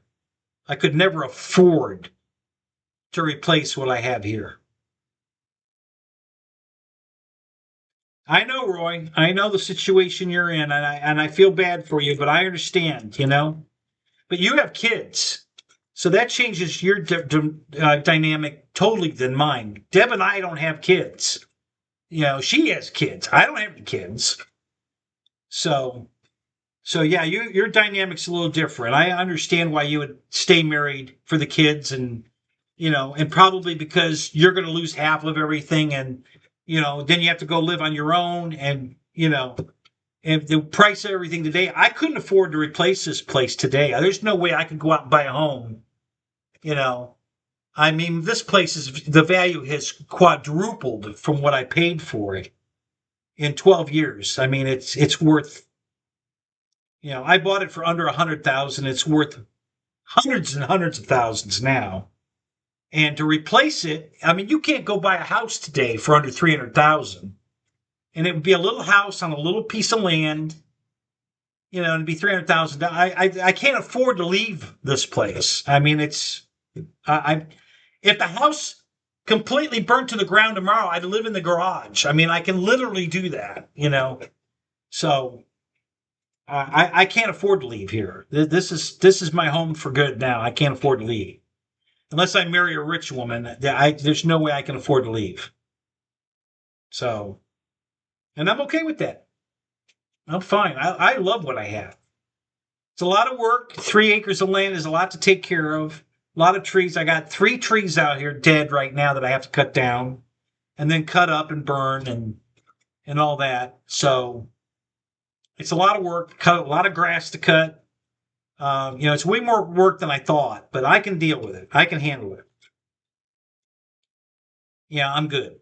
I'm happy to have what I have. So if I had to leave here, I'd probably move closer to Disney and go back to work at Disney. I'd have to go back to work. There's no way I could go buy another place and still not work. So I'd have to go back to work. So I'd go back to Disney. I've already called them. They're glad to have me back. So I can go get my job back if I want it and move closer to Disney. But then I'd have to go back to work. And I don't really want to go back to work. I did love working there. But it's nice to get up in the morning and I don't have to do anything. I don't have to go to work. I don't have to go outside. I don't have to get out of my pajamas. I don't have to do anything. I just, whatever I want to do, I can do. That freedom is pretty nice. I got to tell you, I'm not living high on the hog. I don't have money to go out and buy brand new cars or any of that shit, and I'll never will. But I'm okay. I wouldn't buy a brand new car today anyway. There's nothing anybody's making that I would want. I love the cars I have. I'm not getting rid of these. There's a few of them I'm going to get rid of that. But I mean, in general, the cars I own are the cars I want. And I have nothing newer than 2013, and I will never own anything newer than 2013.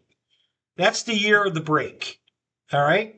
After 2013, the car companies have control of your car, literally. They can communicate with it, and I'm telling you it's coming, guys. I'm telling you. You're not going to buy a car anymore.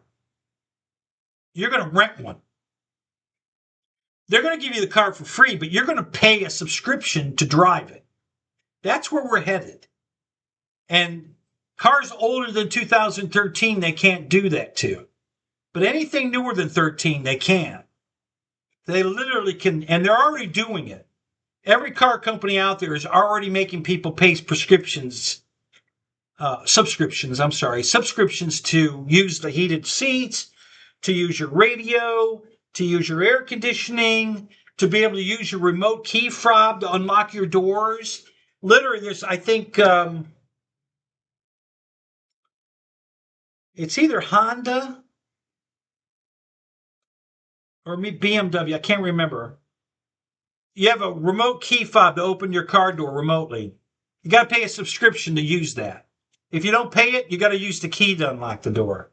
The remote doesn't work. You have to pay a subscription to use the remote. I'm not shitting you. Look it up. Just all you have to do is a search for companies that charge subscriptions to use the features of your car. Where do you see the list of companies and cars that's happening to? But they can't do it to cars older than 13 because they can't communicate with them anymore. So I'll never own a car newer than 13. That's a given. Because they're never going to come to me and say, we're changing the rules, and guess what? You're going to have to pay a subscription. Oh, no, not mine. No way. I only have 2 vehicles of all the cars I own anyway that are even on, GPS tracking remote. All the rest of my cars are too old. None of them are connected to the internet or to GPS. None of them. All right. I only have 2 actually I only have one that was, or I only have one that is, the truck. The 2013 truck is still connected to GPS. So I have GPS mapping in that truck, but it's not connected to the internet. So they can't turn anything on or off or any of that shit. And the 09, the G8, the guy took the GPS unit out of it. What's GM call it?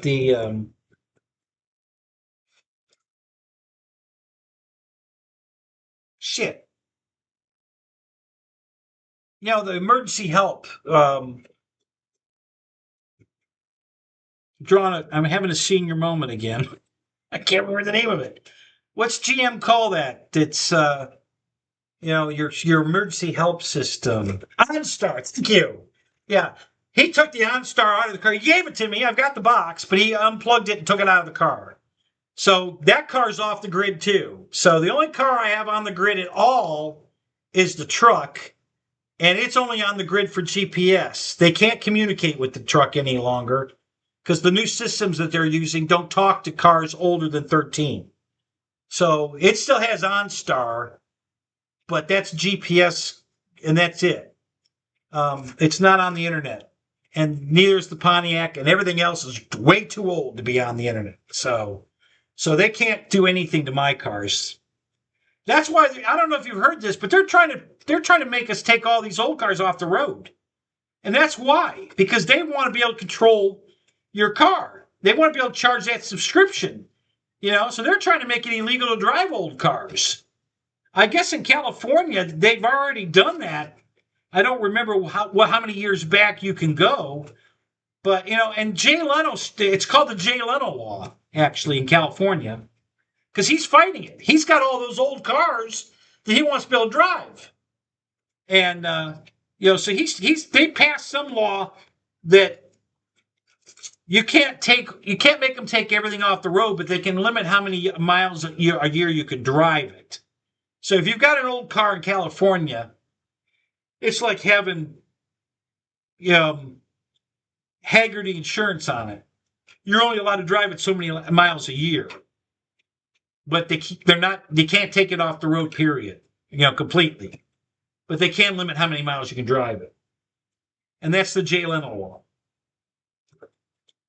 But yeah, there's other states now that are trying to just take old cars off the road completely, and it's the manufacturers that are pushing this bill because they don't want cars like mine that they can't control.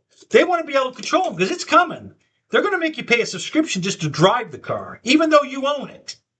That's why I say that eventually they're going to give you a car. And they're going to charge you a subscription to drive it.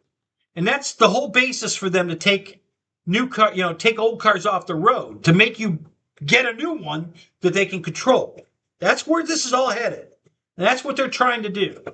GM and Ford went to the White House trying to push that bill to stop people from being able to fix their own cars and all that. And the White House said, oh, no, we're not doing that. And they tried to get Dodge involved, and Dodge says, oh, no, we want no part of that. We're fine the way it is. We want no. So Dodge said, no, we're not doing that. We don't want any part of that. But Ford and GM went to the White House and got shot down anyway. But I'm sure they're not going to give up. They're going to keep pushing it. So.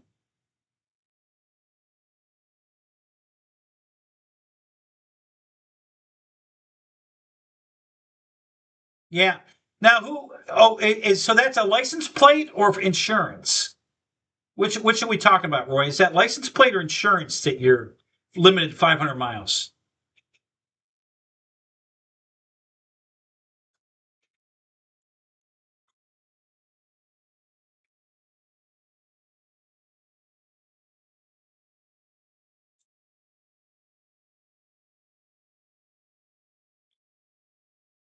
So I have collector car license plates. So are you forced to put that plate on your CUDA?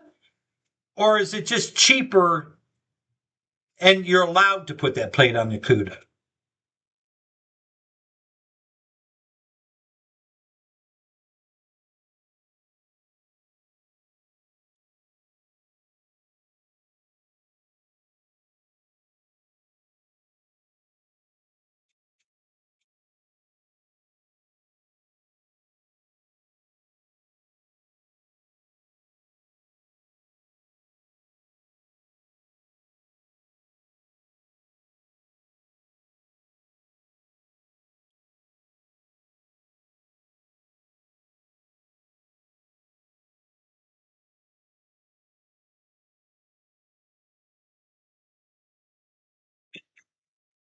I know you're watching me on your phone because it's taking you this long to type a message.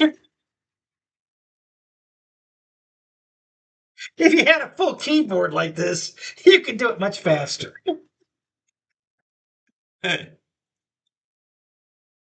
It's cheaper. Okay. They pay $75 for the plate. Never have to pay again for tags. We get that same thing here in Florida, and it's free. I can apply for what they call a forever tag in Florida for an old car, and it's free, and I never have to renew it. But it has to be an old car. It's got to, I forget what the breakdown is, how many years old it has to be. And I can apply for that plate and get it, and I never have to renew the tag. They also have a vintage tag. About, I don't know, it's probably been 20 years ago. Florida passed this thing that they got wrong. It was a vintage tag that they offer for old cars. If you want to put a vintage tag on it, it's similar to what you have. It's much cheaper, and I don't know if you have to renew it or not. I think you still have to renew it, but it's much, much cheaper. And it's a blue plate, and it says vintage on it. Well, when they passed this thing, when you went to renew your tag, you had to put that tag on your car. And that's not what they wanted. When they came out with this thing, they wanted it to be an option, and that the DMV misunderstood and said, no, you have to. So all these people are driving around in, an old beat up station wagon, and it's got a vintage tag on it because they were forced to put it on it. And they didn't want it. And then they finally fixed that, and they just did it again, another law that they had to change because they misunderstood. So now you can get the vintage tag if you want it. You're not forced to get it. So I do have one on my Camaro. I haven't renewed it in years, but I have it. And but yeah, the same thing happened with this new law here. With the license plate frame, if you put one of those clear covers over your plate or a frame that blocks out part of the number, the license plate number, that's illegal now. You can't have anything like that on your license plate. But of course, the DMV misunderstood that, and if you had a license plate frame, say from a dealer that has the dealer name on the plate, and it covered up the bottom of your license plate where it says the Sunshine State, they'd pull you over and give you a ticket and impound the car.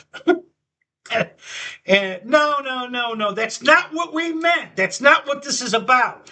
We don't want anything covering the number. I don't give a shit if they cover up Sunshine.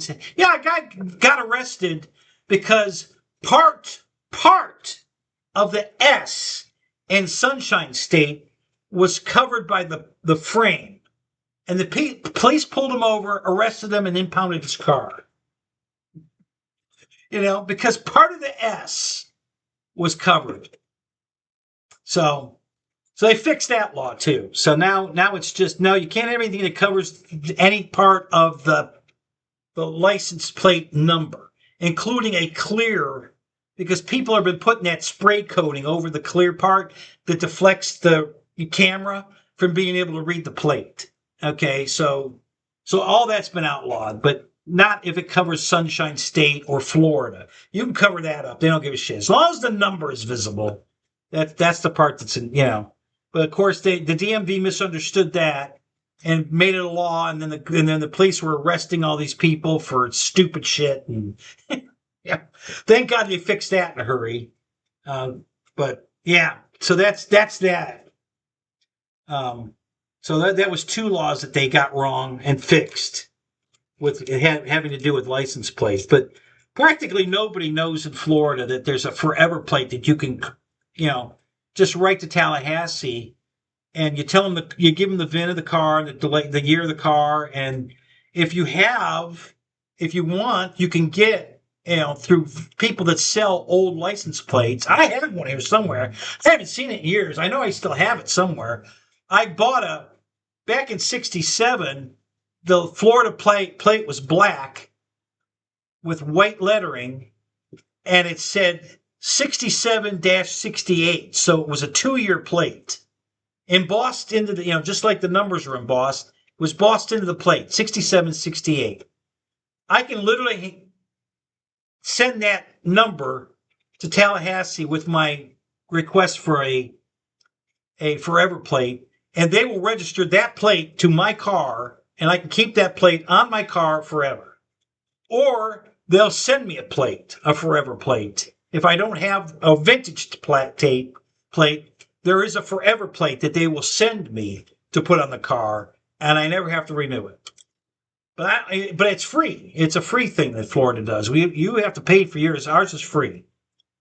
So, but that's and I'm planning on getting those forever plates for a couple of my cars. Obviously, the truck doesn't qualify, and the Pontiac probably doesn't yet either. But if it's only 20 years, the Pontiac's close. The truck's not even close. I think it'll be, 33? Yeah, it'll be 2033 before the truck would be qualified, if it's 20 years. If it's more than 20 years, then it's whatever, But everything else I own's in the 90s, so... no, that's the Charger's 06. So, but yeah. But like the Impalas are 30-year-old. And the Camaro is a 67. So what is that? That's 60 years old. The 56 is 70 years old. Yeah. So those obviously qualify for the for the forever plate. So I can get it for those. And yeah, do you pay? What do they base your tag fee on? The value of the car? That's what they do in Georgia, and in Indiana. Yeah, my brother gets taxed on everything he owns. Motorhome. Even if he doesn't put a tag on it, he still has to pay a tax on the value of that for everything he owns. I'm like, oh my God, I could never live in a state that did that. I own too much shit. I couldn't afford to pay taxes on all these cars, and oh my God, there's no way. Yeah, no, I could never live in that state. So I don't know what do they do in Washington. If you have to pay like they do, you have to pay a tax or a fee on everything you own based on its value. See, here in Florida, a car tag for any car that weighs less than I think 4,000 pounds. Your tag's like $23 or $28 or something like that. Doesn't matter what the value of the car is. It matters how much it weighs, and your tag's $23 or $26 or whatever.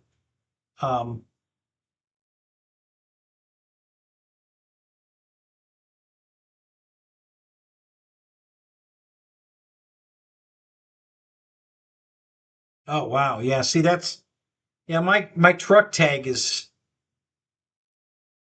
I think it's $44 for the truck because it's almost 6,000 pounds. My vanity tag on it's on the Pontiac now is $66 because it's XXL vet. It's a vanity tag, so I pay extra for that. But the old wagons and the other Impalas and stuff, the tag's $23. Yeah, that's it. $23 a year. Much cheaper. And it's just based on age and weight, not value or anything like that. It's just age and weight is all they look at. So you get if it's old, you get a discount, and if it weighs less than 4,000 pounds, you get a discount, and then they go up a little bit for overweight, and then they go up again if you want a vanity tag. There's extra for that too. But that extra money, for instance, like if you're like if you buy a sheriff's vanity tag, one of those specialty tags, or Save the Turtles, or the Buccaneers. You can part of that money goes to the Bucks or to the Save the Whales or Turtles or to the sheriff's office. So if you buy a sheriff's office tag, that money goes to the sheriff's office. And I've talked to some people that have that tag on their car, and I've asked you, have you been pulled over and been given a pass because you had that tag on the car? And he looked at me and goes, oh, yeah, big time. It's all more than paid for itself. So I may start putting those tags on my cars, because, sometimes I'm a hot rod, and if it gets me out of a speeding ticket, worth every penny. So I think I'm going to start switching all my tags to the sheriff tag, just to, save my bacon, literally.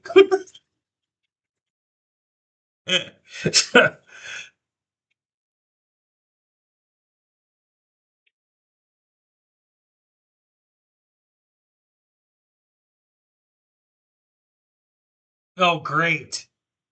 So they use the money for the illegals. That's terrific. Oh, that's great to hear. Good. Yeah, that's just what you want your tax dollars going for, to take care of the illegal refugees. Yeah. Ugh, horrible. All right, guys, what is it? 1 o'clock? What time is it? Yeah, 1:15. All right, I'm gonna call it, guys. I'm gonna get the heck out of here.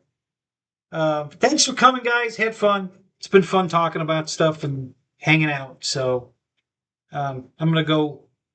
I don't know if I'm gonna go. I'm gonna go in the house. I'm tired. I'm not gonna work on the car tonight. I'll do it tomorrow. So yeah, it's good to see you, Roy. Keep sending me pictures of your repair on the B-25. I want to see your progress. So you just send them to my phone like you've been doing. Yeah, I want to see how that's going. All right, guys. All right. Have a great night. Thanks for coming. Don't forget to hit the like button. It always helps. And I'll see you next week. Same bat time, same bat channel. All right, guys. Have a good night. Talk to you later.